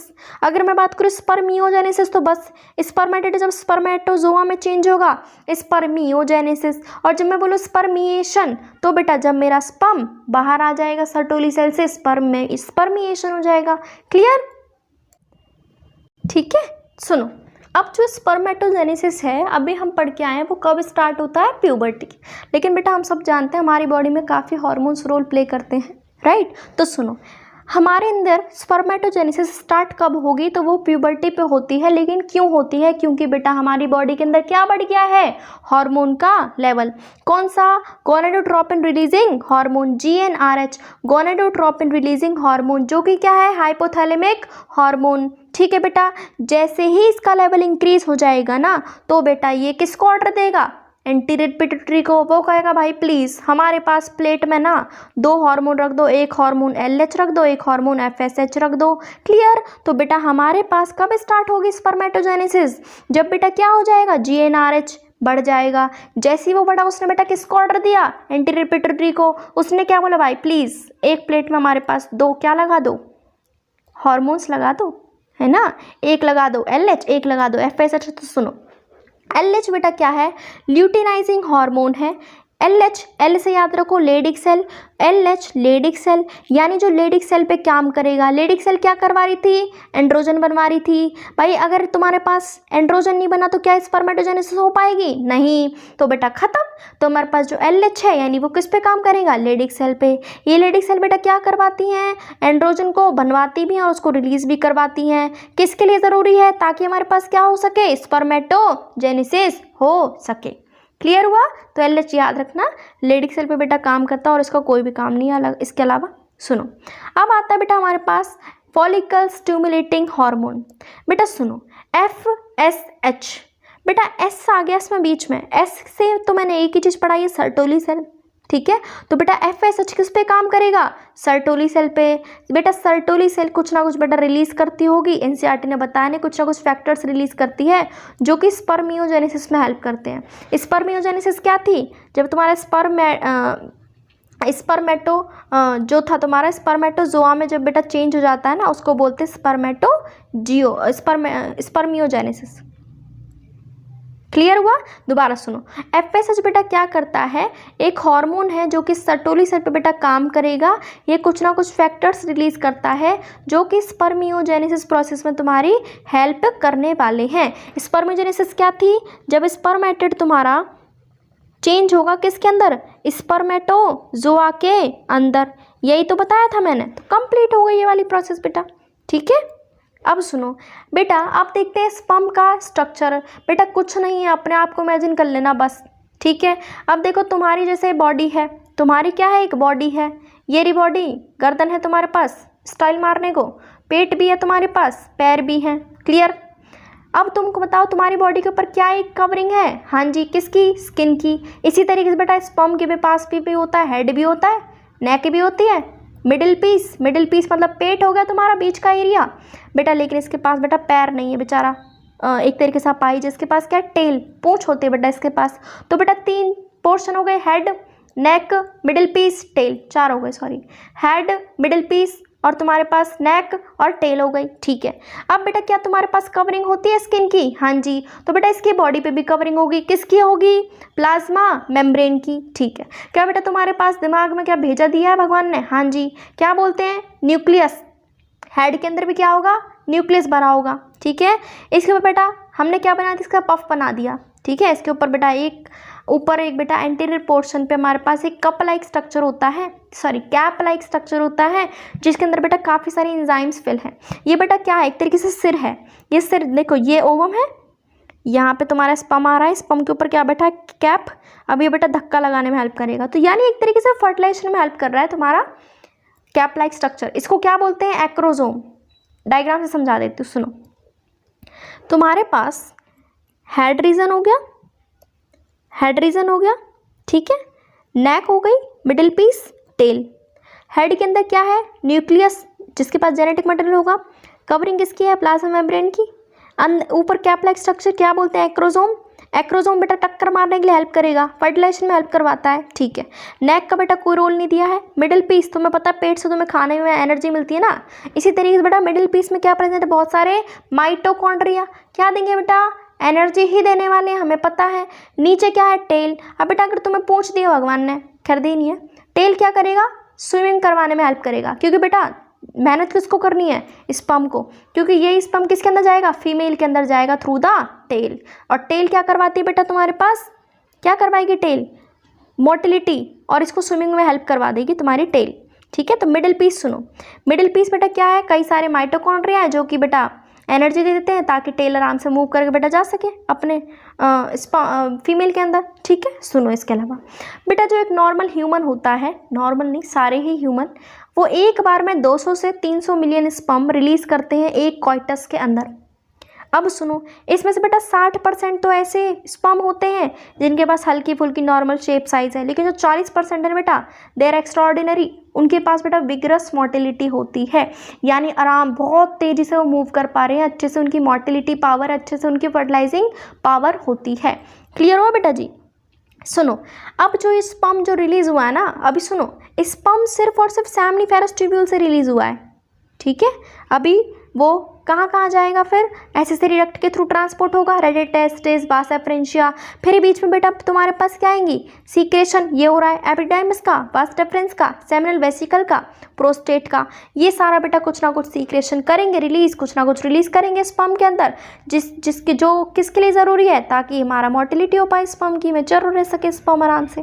क्लियर। सुनो, जब भी बेटा हमारा स्पर्म के साथ में कैल्शियम, फ्रक्टोज और तुम्हारे इंजाइम्स वगैरह जब बेटा जुड़ जाते हैं ना, उसको बोलते हैं सीमन। तुमने सुना होगा काफ़ी सारी मूवीज़ वगैरह में हम सीमन की बात करते हैं। तो सीमन क्या है, कुछ नहीं, जो पेनिस से जो बाहर रिलीज हो रहा है ना जो पोर्शन, दैट इज सीमन।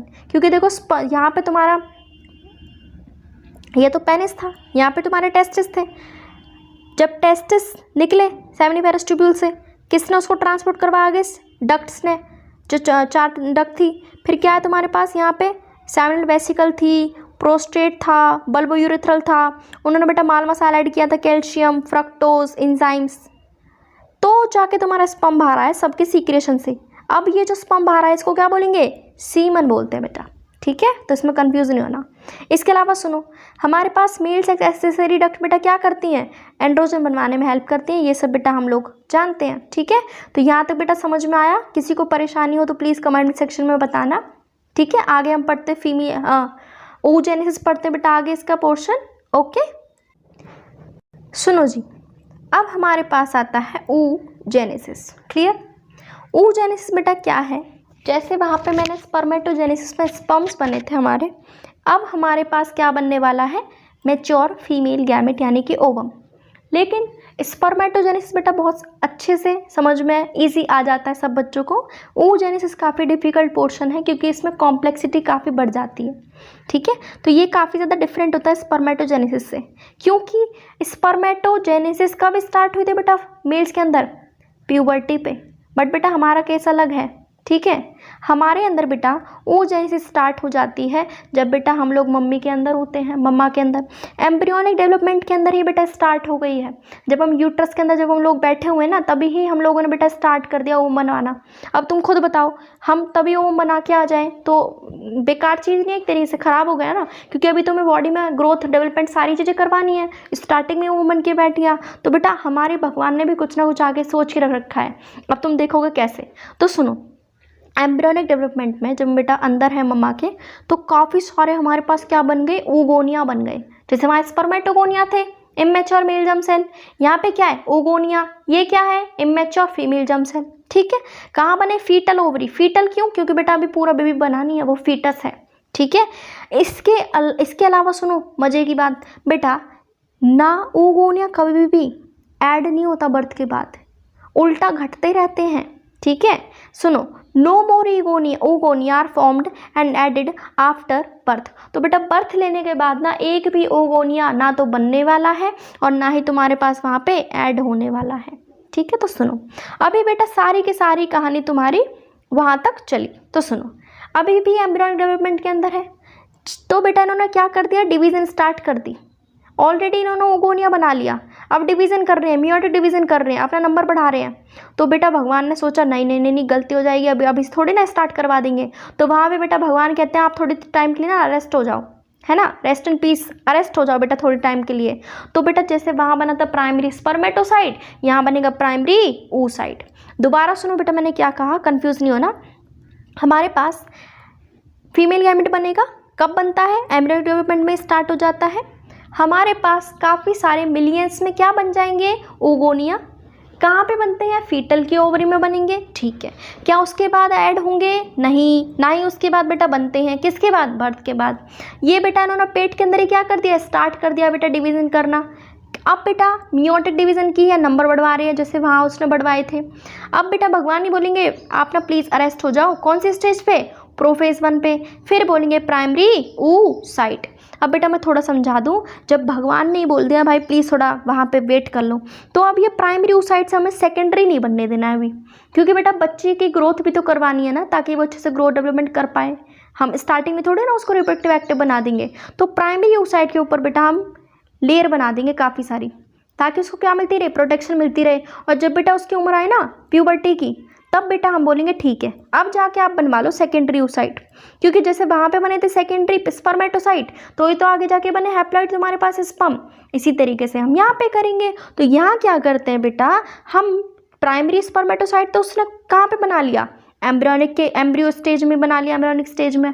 अब हम बोलते हैं आप अरेस्ट हो जाओ, हम बाकी की आपकी क्या कर लेंगे, देखभाल। तो बेटा बच्ची ने जैसे ही बेटा बर्थ लेगी ना, तो प्राइमरी oocyte के ऊपर हम क्या करवाएंगे, ऐड करवाने लगते हैं लेयर्स। किसकी लेयर, ग्रैनुलोसा लेयर की, ताकि उसके क्या होते रहे, प्रोटेक्शन। बेटा अभी थोड़ी ना चाहोगे कि जो फीमेल है वो अभी से क्या हो जाए, रिप्रोडक्टिव एक्टिव हो जाए। तुम क्या चाहोगे भाई थोड़ी दिनों बाद होए, मतलब काफ़ी सालों बाद होए, कब हो, प्यूबर्टी पे होए ना, पहले थोड़ी ना करवाएंगे।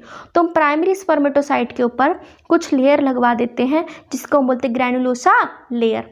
अब बेटा पहली प्राइमरी oocyte पे पहला हमने कुछ ना कुछ लेयर लगवाई है, तो बोलेंगे प्राइमरी फॉलिकल, याद रखना, ठीक है। अब सुनो, इस वाली स्टेज पे काफ़ी सारे बेटा फॉलिकल्स हमारे डीजनरेट हो जाते हैं। याद रखो मैंने अभी बोला जब हम मम्मा के अंदर थे तो हमारे पास मिलियंस में, लाखों में बेटा हमारे पास ओगोनिया थे। लेकिन सुनो, जैसे बेटा प्यूबर्टी आई ना, हमारे पास सिर्फ 60 से 80 हज़ार ही रह जाते हैं ओवरी के अंदर।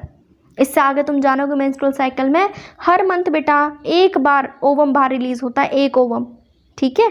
तो याद रखना मैंने आपको क्या समझाया, दोबारा सुन लो। हम बेटा अंदर ही प्राइमरी oocyte बना के आए मम्मा के अंदर ही। अब बेटा बाहर आते आते क्या होगी, हमारी प्रोटेक्शन होगी, तो हमारे पास ग्रैनुलोसा की लेयर लगाएंगे, उसको बोलेंगे प्राइमरी फॉलिकल, ठीक है। इस टाइम पे क्या होता है, जैसे ही प्यूबर्टी आ जाएगी तो सिर्फ हमारे पास कितने रह जाएंगे फॉलिकल, 60 से 80 हज़ार। इसके बाद कभी भी हमारे अंदर एड ऑन नहीं होंगे, उल्टा घटते जाएंगे तुम्हारे फॉलिकल्स, ओवरी के अंदर से ओवम और कम होने लगेंगे। अब सुनो, जैसे ही बेटा और बड़ी होगी बेटा बच्ची, अब क्या होगा, प्राइमरी फॉलिकल से हमें बनने तो नहीं देना, यानी हम क्या चाहते हैं, प्राइमरी oocyte हमारा प्राइमरी ही रहे जब तक कि प्यूबर्टी ना आए। अब बेटा हमारे पास जैसे ही बेटा उसकी उम्र बढ़ेगी तो हम क्या करेंगे, उसके ऊपर और प्रोटेक्शन लगवाएंगे। तो प्राइमरी फॉलिकल के ऊपर तुम और ज़्यादा ग्रैनुलोसा की लेयर लगवाओगे। तो ये देखो, ये प्राइमरी oocyte था ही, इसके ऊपर किसकी लेयर लगाई, ग्रैनुलोसा की लेयर। अब एक्स्ट्रा सिक्योरिटी देनी है तो बेटा एक और लेयर लगवाओगे, जिसको बोलेंगे थीका लेयर। क्या बोलेंगे, थीका।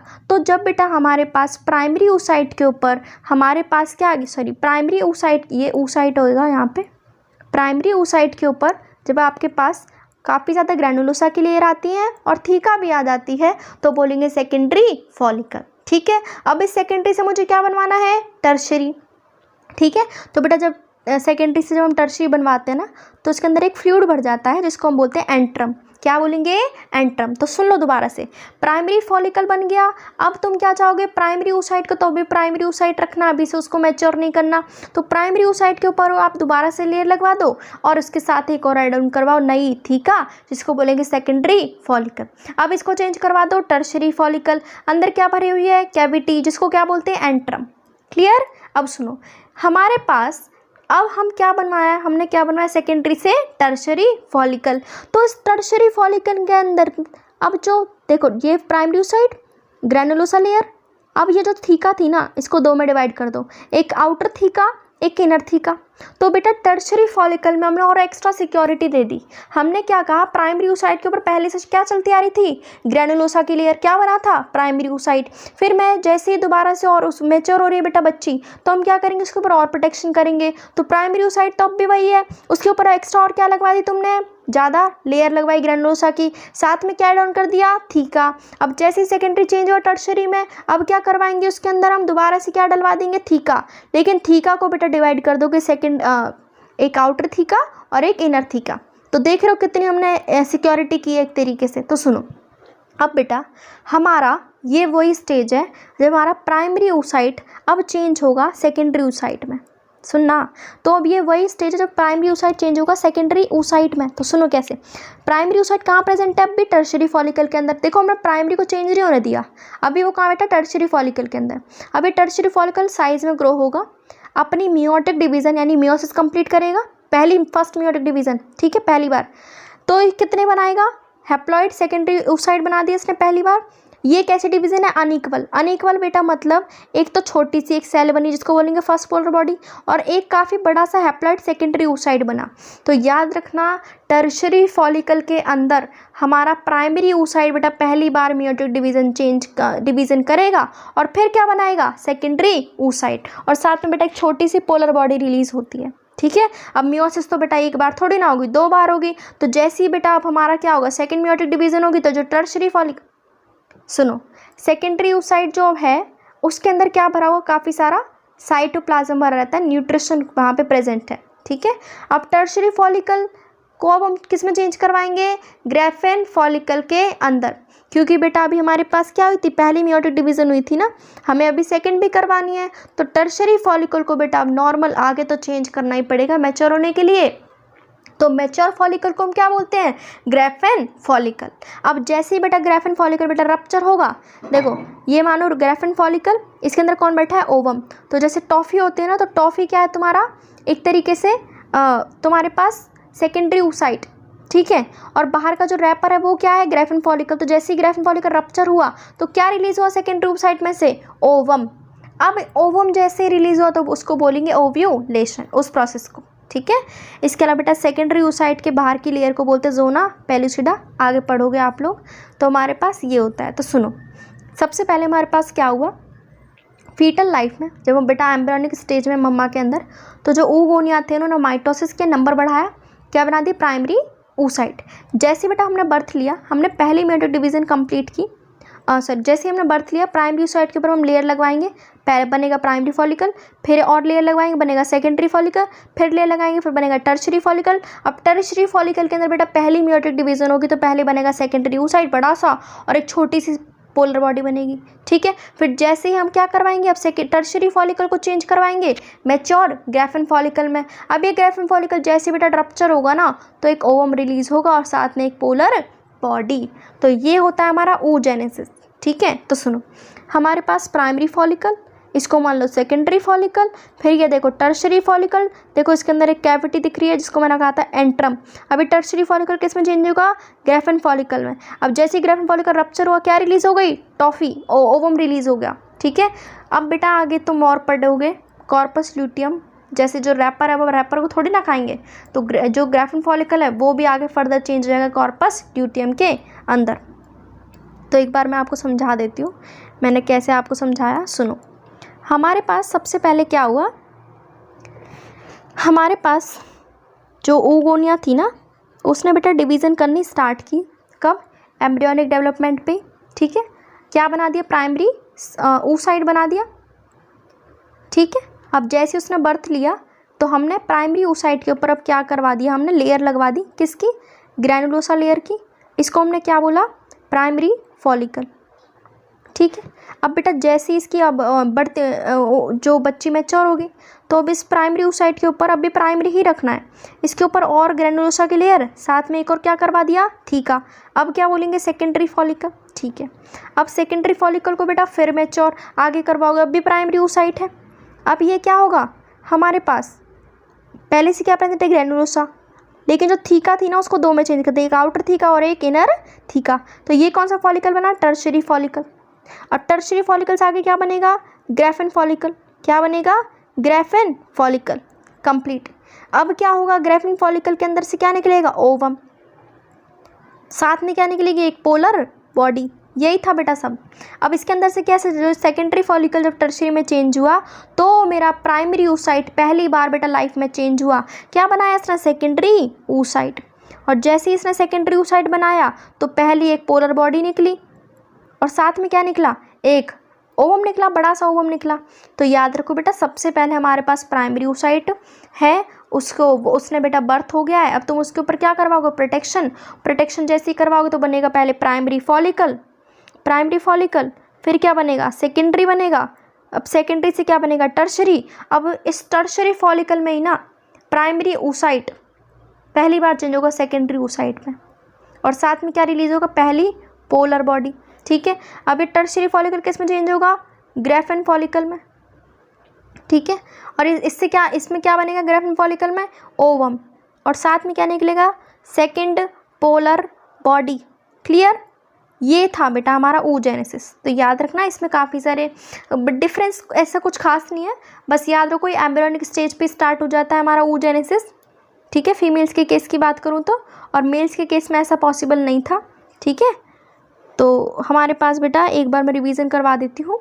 oogenesis क्या थी, फॉर्मेशन करवाएंगे मैच्योर फीमेल गैमीट का, ये अलग होता है स्पर्मेटोजेनेसिस से। कभी स्टार्ट हुआ है, एम्ब्रियोनिक डेवलपमेंट पे स्टार्ट हो गया है। इसके अलावा हमारे पास काफ़ी ज़्यादा मिलियंस में हमारे पास क्या होते हैं, ओगोनिया बर्थ से पहले। ठीक है, हमारी ओवरी के अंदर जैसे बेटा हमने बर्थ लिया, हमारे पास अब एक भी ओगोनिया ऐड नहीं हो सकता। इसके बाद जैसे ही बेटा बर्थ हुआ, हमारे ने इसने क्या कर दिया, बर्थ नहीं हुआ अभी, डिवीज़न को स्टार्ट कर दिया। अब फिर क्या होगा, हमने बोला भाई प्लीज़ रेस्ट करो आप, तो हमने क्या, प्राइमरी oocyte को आगे फर्दर चेंज नहीं होने थे सेकेंडरी oocyte में, प्राइमरी oocyte बनवा के हमने उसको छोड़ दिया। अब प्राइमरी oocyte जैसे बेटा बर्थ हो गया, हम क्या करेंगे, प्राइमरी oocyte के ऊपर एक्स्ट्रा लेयर लगवा देंगे ग्रैनुलोसा की, ताकि क्या बन सके, प्राइमरी फॉलिकल प्रोटेक्शन के लिए। अब ये फॉलिकल धीरे धीरे जैसे आप प्यूबर्टी के एज पे आओगे तो बेटा काफ़ी कम रह जाएंगे, 60 to 80,000। फिर प्राइमरी फॉलिकल बेटा और मैच्योर हो जाएगा, तो primary oocyte, this is oocyte। अब प्राइमरी oocyte के ऊपर फिर से क्या लगवाओ, काफ़ी ज़्यादा ग्रैनुलोसा की लेयर, साथ में थीका ऐड करवा दो। इसको क्या बोलेंगे, सेकेंडरी फॉलिकल। अब सेकेंडरी फॉलिकल को चेंज करवाओ टर्शियरी फॉलिकल में, अंदर क्या भरी हुई है, एंट्रम कैविटी भरी है। अब थर्ड क्या बनेगा तुम्हारे पास, टर्शियरी फॉलिकल। तो सुनो, अब ये थीका लेयर दो पार्ट में डिवाइड, एक आउटर थीका, एक इनर थीका, बाकी तो सारा सेम है, ग्रैनुलोसा भी प्रेजेंट है अभी, वो बाकी सेम है। ठीक है। तो ये क्या बना, टर्शियरी फॉलिकल। अब होगा हमारा प्राइमरी oocyte पहली बार सेकेंडरी oocyte में चेंज। कैसे हुआ, पहली जब उसने मियोटिक डिवीजन की तो एक उसने क्या बनाया, सेकेंडरी oocyte, साथ में एक क्या बनाया, पोलर बॉडी। सेकेंड जैसे सेकेंडरी oocyte बना, आप उसके पास क्या है, बहुत सारा खाना भरा हुआ है। ठीक है। अब टर्शियरी फॉलिकल को फर्दर मेच्योर बनवा दो उसको लास्ट में, तो बोलेंगे ग्राफेन फॉलिकल। अब जैसे ही बेटा वो रप्चर होगा ना, तो उसके अंदर से क्या निकलेगा, ओवम, ओवरी से। इस प्रोसेस को बोलेंगे ओव्यूलेशन। ठीक है। इसके अलावा सेकेंडरी oocyte बेटा एक लेयर बनाते हैं जिसको बोलते हैं जोना पेलुसिडा लेयर। क्लियर। तो ये हमारी फीटल लाइफ ऊपर की है, हमने लास्ट प्राइमरी oocyte बनवा के छोड़ दिया। अब ये वाली हमारे यहाँ प्यूबर्टी की उम्र चल रही है, अब इसमें पहले प्राइमरी फॉलिकल बनेगा, फिर सेकेंडरी फॉलिकल, फिर टर्शियरी फॉलिकल, फिर यहाँ पे बनेगा मैच्योर, जब हो जाओगे ना प्यूबर्टी तो बनेगा ग्राफेन फॉलिकल। ठीक है। तो लास्ट में निकलने वाला है तुम्हारा ओवम निकलने वाला है। ठीक है। ये यहाँ पे पहले प्राइमरी, फिर यहाँ पे सेकेंडरी, ये वाला, ये tertiary, Graafian, ovum. Clear. Menstrual cycle एक रिप्रोडक्टिव साइकिल होती है जो कि सारे फीमेल प्राइमेट्स के अंदर मिलेगी। ठीक है। कौन कौन से फीमेल प्राइमेट्स हो सकते हैं, लाइक मंकी, एप्स, ह्यूमंस, ये सब हो सकते हैं, ह्यूमन फीमेल वगैरह होगी। ठीक है। यानी ऐसी साइकिल जो कि सारी फीमेल प्राइमेट्स के अंदर मिलती है। सुनो, जब बेटा किसी भी फीमेल को फर्स्ट टाइम जब मेंस्ट्रुएशन होती है, यानी जब फर्स्ट टाइम बेटा जब पीरियड्स होंगे, उसको बोलते हैं मेनार्क। और ये चीज़ कब होगी, at the time of puberty. Normal सी बात, जब आप 13-14 के एज पे आओगे तो जाके बेटा आपकी मेंस्ट्रुएशन साइकिल स्टार्ट होगी। अब सुनो, ह्यूमन फीमेल्स की अगर बात करें तो मेंस्ट्रुएशन हर 28 से 29 दिन के बीच मतलब एक मंथ के बाद रिपीट होती रहती है। ठीक है। ये सब सबका वेरी कर सकता है। अब सुनो, लाइक एक मेंस्ट्रुएशन साइकिल ये रही, और इसी से जब दूसरी मेंस्ट्रुअल साइकिल चलती है, यानी एक मेंस्ट्रुएशन से दूसरी मेंस्ट्रुएशन साइकिल जब रिपीट हुई उसको बोलते हैं मेंस्ट्रुअल साइकिल। तो cycle of event starting from one menstruation till the next one, इसको हम क्या बोलेंगे, मेंस्ट्रुअल साइकिल। ठीक है, तो मेंस्ट्रुएशन सारी फीमेल्स के अंदर होगी। अब सुनो, हमारे पास होता क्या है मेंस्ट्रुएशन के अंदर, आखिर होती क्यों है। तो सुनो, हर बार हमारे अंदर एक ओवम रिलीज़ हो रहा होता है। कितने ओवम रिलीज़ होते हैं, एक ओवम रिलीज़ होगा during middle of the cycle. ये पहले हमें नॉलेज होनी चाहिए। ओके, अब सुनो, मेंस्ट्रुअल साइकिल के क्या क्या फेजेस हो सकते हैं, 4, मेंस्ट्रुएशन, फॉलिकुलर, ओव्यूलेटरी, ल्यूटियल। ठीक है, थोड़ा मैं आपको कॉन्सेप्ट समझा देती हूँ बेटा कैसे होगा। सबसे पहले सुनो, फर्स्ट 3 to 5 डेज़ हमारे पास मेंस्ट्रुएशन होती है, यानी हमारे पास ब्लीडिंग होगी। क्यों होगी ब्लीडिंग, क्योंकि बेटा मान लो ये फीमेल है, यहाँ पे मान लो ये ओवम रिलीज़ हुआ था। अब इस ओवम के लिए अगर स्पर्म आया ही नहीं तो क्या हम इस ओवम को अपनी बॉडी के अंदर रखेंगे, नहीं, तो हमारे लिए तो एक वेस्ट हो गया ना, तो इस ओवम को बाहर निकाल के हम फेंक देंगे।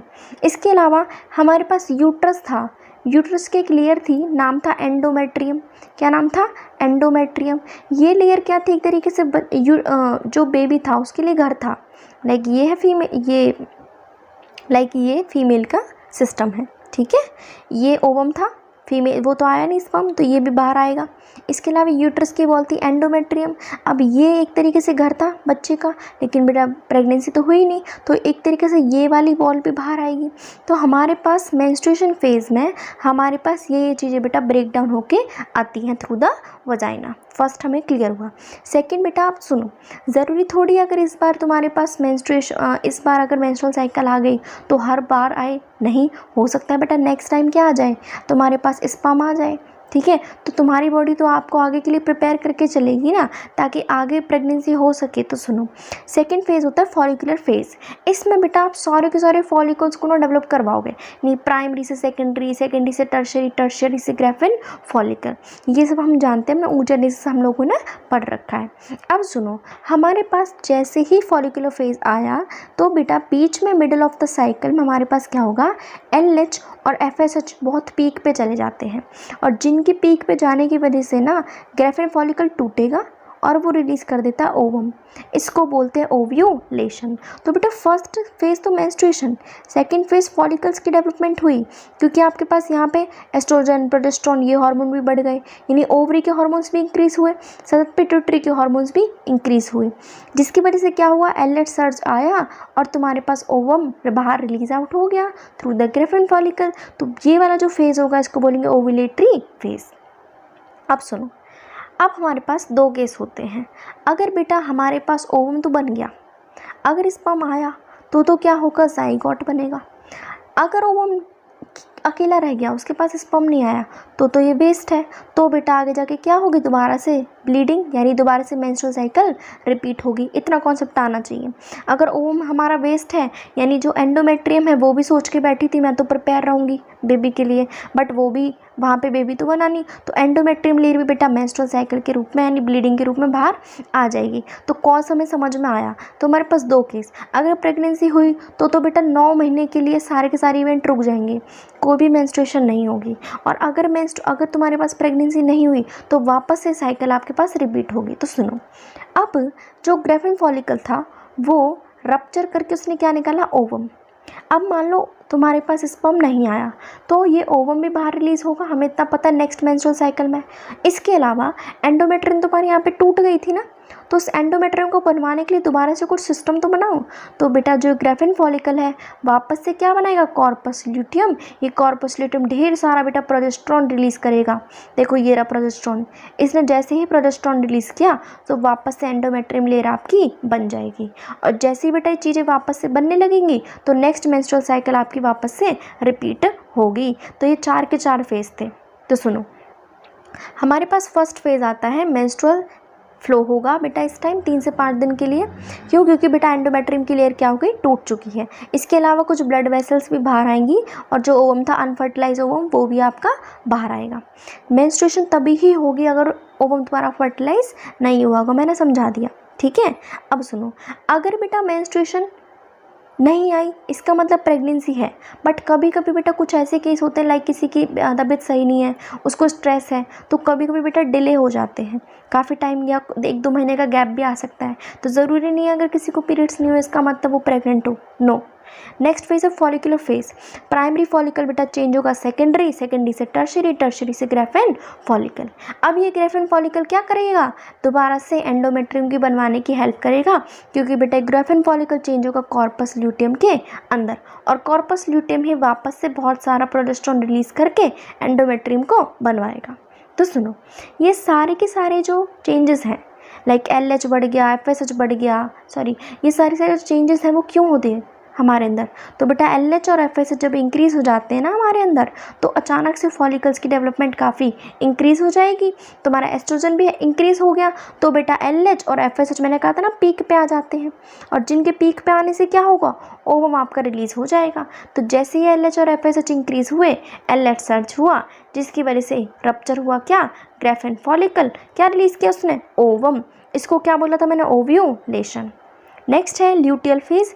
ल्यूटियल फेज हमारे पास क्या है, जो ग्रेफिन फॉलिकल था अब वापस से वो क्या बनवाएगा, एंडोमेट्रियम, यानी ग्रेफिन फॉलिकल फर्दर चेंज होगा कॉर्पस ल्यूटियम में, ये क्या रिलीज़ करेगा, प्रोजेस्टेरोन, और प्रोजेस्टेरोन के रिलीज़ होने से क्या बनेगी, वापस से एंडोमेट्रियम लेयर, ठीक है, ताकि दोबारा से क्या हो सके तुम्हारे पास नेक्स्ट, ज़रूरी थोड़ी इस बार अगर मेंस्ट्रुअल साइकिल होगी तो नेक्स्ट टाइम भी होगी, नेक्स्ट टाइम हो सकता है प्रेगनेंसी हो जाए, तो हमें वापस से क्या बनाना पड़ेगा, बच्चे के लिए बेटा हमें घर तो बनाना पड़ेगा, यानी यूट्रस की वॉल को हमें दोबारा प्रिपेयर करना पड़ेगा, ठीक है, लिखा हुआ है, ताकि इम्प्लांटेशन वापस से हो पाए और बाकी के जितने भी जो इवेंट है प्रेगनेंसी के वो सारे हो पाए। अब सुनो, अभी मैंने कहा अगर बेटा फर्टिलाइजेशन हुआ होगा तो सारे के सारे इवेंट क्या हो जाएंगे, आपके अपने आप स्टॉप हो जाएंगे, यही तो मैंने कहा था, तो वहाँ पे कोई भी मेंस्ट्रुएशन नहीं होगी। अगर फर्टिलाइजेशन नहीं हुआ तो वापस से कॉर्पस ल्यूटियम बनेगा, कॉर्पस ल्यूटियम फिर दोबारा से क्या बनाएगा, एंडोमेट्रियम, और वापस से साइकिल आपकी रिपीट हो जाएगी, ठीक है। तो एंडोमेट्रियम जैसे ही बन जाएगा वापस से नई एक साइकिल बनेगी। लास्ट क्या आता है, मेनोपॉज। अब यानी मेंस्ट्रुअल साइकिल में बेटा जब पॉज लग जाएगा ना 50 ईयर्स पे आके बेटा हमारे अंदर से ओवम रिलीज होना बंद हो जाता है, जिसको हम कहते हैं मेनोपॉज, ठीक है, ये याद रखना। अब सुनो, अब आता है फर्टिलाइजेशन। अब बेटा कोइटस के टाइम पे ना, कॉपुलेशन के टाइम पे जो सीमन है वो रिलीज होगा थ्रू द पेनिस, कहाँ एंट्री लेगा बेटा, फीमेल के जेनिटल ट्रैक्ट के अंदर थ्रू द वजाइना, ठीक है। कहाँ पे पहुँचता है बेटा, एक जंक्शन पे जिसको हम कहते हैं एम्पुलरी इस्थमस जंक्शन, क्योंकि याद करो सबसे पहले ओवम को किसने कलेक्ट किया था, इन्फंटिबुलम, इन्फंटिबुलम ने किसको दिया था, एम्पुला, फिर एम्पुला के बाद किस पे किया था, इस्थमस। तो बेटा याद रखना हमारा जो ओवम था ना वो एम्पुलरी इस्थमस जंक्शन पे रुक जाएगा, ठीक है। अब सुनो, अब जो तुम्हारे पास जो स्पर्म है वो वजाइना से एंट्री लेगा, फिर सर्विक्स में आएगा, फिर यूट्रस में जाएगा। अब यूट्रस के पास यहाँ पे क्या था तुम्हारे पास, यहाँ पे क्या थी, एक तरीके से देखो ये यूट्रस है, ये यहाँ पे वजाइना से आया, फिर ये सर्विक्स हुआ, फिर यहाँ पे क्या हुआ, ये यूट्रस यूट्रस यूट्रस, ये कौन सा यहाँ पे ओवम बैठा, कौन सा जंक्शन पे, एम्पुलरी इस्थमस जंक्शन पे, यहीं पे क्या आएगा, स्पर्म आएगा। तो बेटा फर्टिलाइजेशन भी कहाँ पे होगा, यहीं पे होने वाला है, ठीक है, इस तरीके से। तो बेटा जंक्शन है इस्थमस एम्पुला का, जहाँ पे वो रिलीज होगा और वहीं पे स्पर्म आएगा, तो फर्टिलाइजेशन आपका हो जाएगा। अब सुनो, फर्टिलाइजेशन तभी ही हो पाएगा अगर यहाँ से वो एक ही टाइम पे निकल रहा हो और यहाँ से भी स्पर्म साथ में आ रहे हो, तो आगे जाके बनेगा जाइगोट। और बेटा कहाँ पे आने चाहिए, एम्पुलरी इस्थमस जंक्शन पे, अदरवाइज फर्टिलाइजेशन नहीं होगा। तो बेटा इसीलिए ज़रूरी इसलिए कहते हैं कि जो सारे जो कॉपुलेशन है ना, ज़रूरी नहीं वो आगे जाके क्या बनाए, प्रेगनेंसी एक रिजल्ट प्रेगनेंसी के रूप में दिखे, नहीं, क्योंकि हो सकता है पहले स्पर्म रिलीज़ हो गया हो या पहले ओवम रिलीज़ हो गया हो, ठीक है। तो फर्टिलाइजेशन क्या हो गया, fusion of sperm and ovum, ठीक। नेक्स्ट सुनो, फर्टिलाइजेशन के टाइम पे होता क्या है, देखो ये हमारा ओवम है, काफ़ी सारे स्पर्म रिलीज़ होते हैं, ठीक है। अब बेटा स्पर्म के पास ना ये स्पर्म है, इसके ऊपर एक टोपी होती है, इसको हम बोलते हैं एक्रोजोम। एक्रोजोम बेटा कुछ ना कुछ सीक्रेशन रिलीज़ करता है, जिसकी वजह से वो एंट्री ले पाता है ओवम के साइटोप्लाज्म के अंदर, ठीक है। अब बाहर एक क्या बैठी है, जोना पेलुसिडा लेयर, यानी तुम्हें क्या करना पड़ेगा, एक ज़ोना पेलुसिडा को आपको एक तरीके से इसके अंदर एंट्री लेनी पड़ेगी। तो कैसे लेता है, थ्रू द एक्रोसोम। एक्रोसोम कुछ ना कुछ सीक्रेशन रिलीज़ करेगा जिसकी वजह से ये अंदर जा पाएगा। अब जैसे ही अगर एक स्पर्म अंदर चला गया तो बाकी के स्पर्म की एंट्री को ब्लॉक करवा देगा। ठीक है, तो सुनो, स्पर्म जैसे ही कॉन्टैक्ट में आएगा ज़ोना पेलुसिडा के तो वो चेंजेस कर देगा बेटा मेम्ब्रेन में, जिसकी वजह से वो खुद ही एंट्री ले पाएगा, बाकियों की एंट्री नहीं लेने देगा, ताकि एक ही स्पर्म दूसरे ओवम को फर्टिलाइज कर पाए, बाकी के ना करें। ठीक है, अब सुनो, तो सीक्रेशन किसका हुआ, एक्रोसोम का, साइटोप्लाज्म के अंदर गया। ठीक है, इसी की वजह से हो पाया, तो एक्रोसोम ने बेटा यहाँ पे हेल्प की। इसके अलावा अब हमारे पास क्या होगा, अब हमारे पास सेकेंडरी oocyte बनेगा। कैसे बनेगा, ये एक अनइक्वल डिवीज़न करता है जिसकी वजह से एक पोलर बॉडी रिलीज होती है और एक हैप्लॉइड ओवम।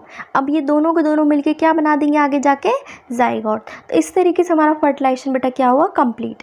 अब सुनो, हमारे पास जेंडर कैसे डिटरमाइन होता है, हम सब जानते हैं जो मेल है उसके पास 2 क्रोमोसोम डिफरेंट होते हैं, एक एक्स होता है और एक वाई होता है। बट फीमेल की बात करें, उनके पास दोनों पे क्या है, एक्स, यानी उसके पास 50% पोर्शन पे भी क्या होगा, एक्स होगा, बाकी 50% पे क्या होगा, एक्स होगा। लेकिन अगर मेल की बात करें तो उनके पास वो क्या है बेटा, हेट्रोगैमेट, यानी अगर यहाँ से एक्स आया और यहाँ से एक्स आया तो क्या बनेगा, फीमेल। क्या बनेगी, फीमेल। यहाँ से वाई आया और यहाँ से वापस से क्या आएगा, सेम ही आएगा एक्स, तो वापस से क्या बनेगा, यहाँ पे मेल बनेगा। तो इसका मतलब यहाँ पे बेटा फीमेल जिम्मेदार नहीं होती है, कौन होगा मेन, यहाँ पे मेल ही होगा। ठीक है, क्योंकि उसके पास क्या है, हेट्रोगैमेट, वो डिफरेंट है, डिफरेंट गैमेट्स है उसके पास। अब सुनो इम्प्लांटेशन। अब हमारे पास माइटोटिक डिवीज़न स्टार्ट होगी किसके अंदर, जाइगोट के अंदर। वो अब किसके पास जाना चाहेगा, यूट्रस में। ठीक है, तो जाइगोट पहले पास करेगा इस्थमस से। ठीक है, कहाँ जाएगा, एंट्री मारेगा, यूट्रस में। तो बेटा जब माइटोटिक डिवीज़न स्टार्ट हो गई ना, उसको बोलते हैं क्लीवेज, यानी कि जब जाइगोट डिवीज़न करने स्टार्ट करेगा उसको बोलेंगे क्लीवेज। कहाँ पे गया बेटा, यूट्रस के अंदर। अब जाइगोट हमेशा 2n थोड़ी ना रहेगा डिप्लॉयड, वो आगे जाके 2, 4, 8, 16 सेल बनाएगा, इसको बोलते हैं ब्लास्टोमियर। ठीक है, अब सुनो, हमारे पास होने क्या है, देखो यहाँ पे हमारा एक तरीके से ओवम था, यहाँ पे फर्टिलाइजेशन हो गया। अब ये देखो 2 सेल, 4 सेल, ये 8 to 16 सेल। अब ये मॉड्यूलो सुनो, ये क्या होता है, हमारे पास एक तरीके से जब 8 से लेके 16 तक की जब सेल्स होती है ना जाइगोट में, उसको बोलते हैं मॉड्यूला। क्या बोलेंगे, मॉड्यूला। और ब्लास्टोमियर क्या था, 2, 4, 8, 16, चारों को बोल देंगे तो ब्लास्टोमियर। ठीक है, अब ये बेटा मॉड्यूला जो है ये यहाँ पे पहुँच गया, ये ये हमारा यहाँ पे फर्टिलाइजेशन हुआ, 2 सेल, 4 सेल, फिर यहाँ पे 8 to लेके 16। अब ये मॉड्यूलो फर्दर डिवीज़न करेगा, बहुत सारे डिवीज़न, फिर बेटा ये क्या करेगा, एक थैली में, थैली के अंदर बन जाएगा, यानी एक ब्लास्टोसिस्ट की फॉर्मेशन कर लेगा। अंदर कौन बैठा है, वही मॉड्यूला, यानी ब्लास्टोमियर बैठा है। बाहर क्या बना दी उसने, सिस्ट। अब ये जो सिस्ट बनाई ना, ये बेटा क्या करेगा, ये यूट्रस से चिपकने की कोशिश करेगा। तो बेटा जाके हमारे पास क्या होगा, इम्प्लांटेशन, यानी देखो ये ब्लास्टोसिस्ट इसके यूट्रस के अंदर जाके बेटा चिपक गया है। ठीक है, तो इस तरीके से हमारे पास चीज़ें बनने वाली हैं। सुनो, अब एम्ब्रियो जो 8 से लेके 16 की जो सेल्स होती है उसे बोलते हैं मॉड्यूला। ये वापस से डिवाइड करेगा और कन्वर्ट करेगा ब्लास्टोसिस्ट के अंदर। यानी ये देखो ये ब्लास्टोसिस्ट इसने कवरिंग बना ली, सिस्ट कैविटी, इसके अंदर खुद कौन बैठा है, मॉड्यूला। ठीक है, अब इसके पास 2 सेल हैं, यानी ये है ना ब्लास्टोसिस्ट, इसकी जो बाहर की लेयर उसको बोलते हैं ट्रोफोब्लास्ट।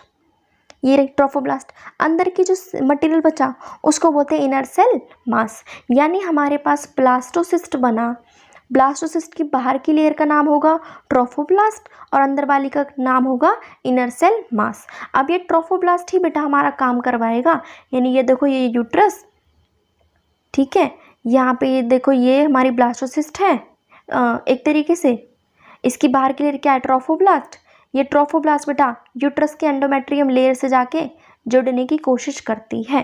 ठीक है, अब एक बार बता दो, क्या बच्चा ही कोशिश करेगा, नहीं।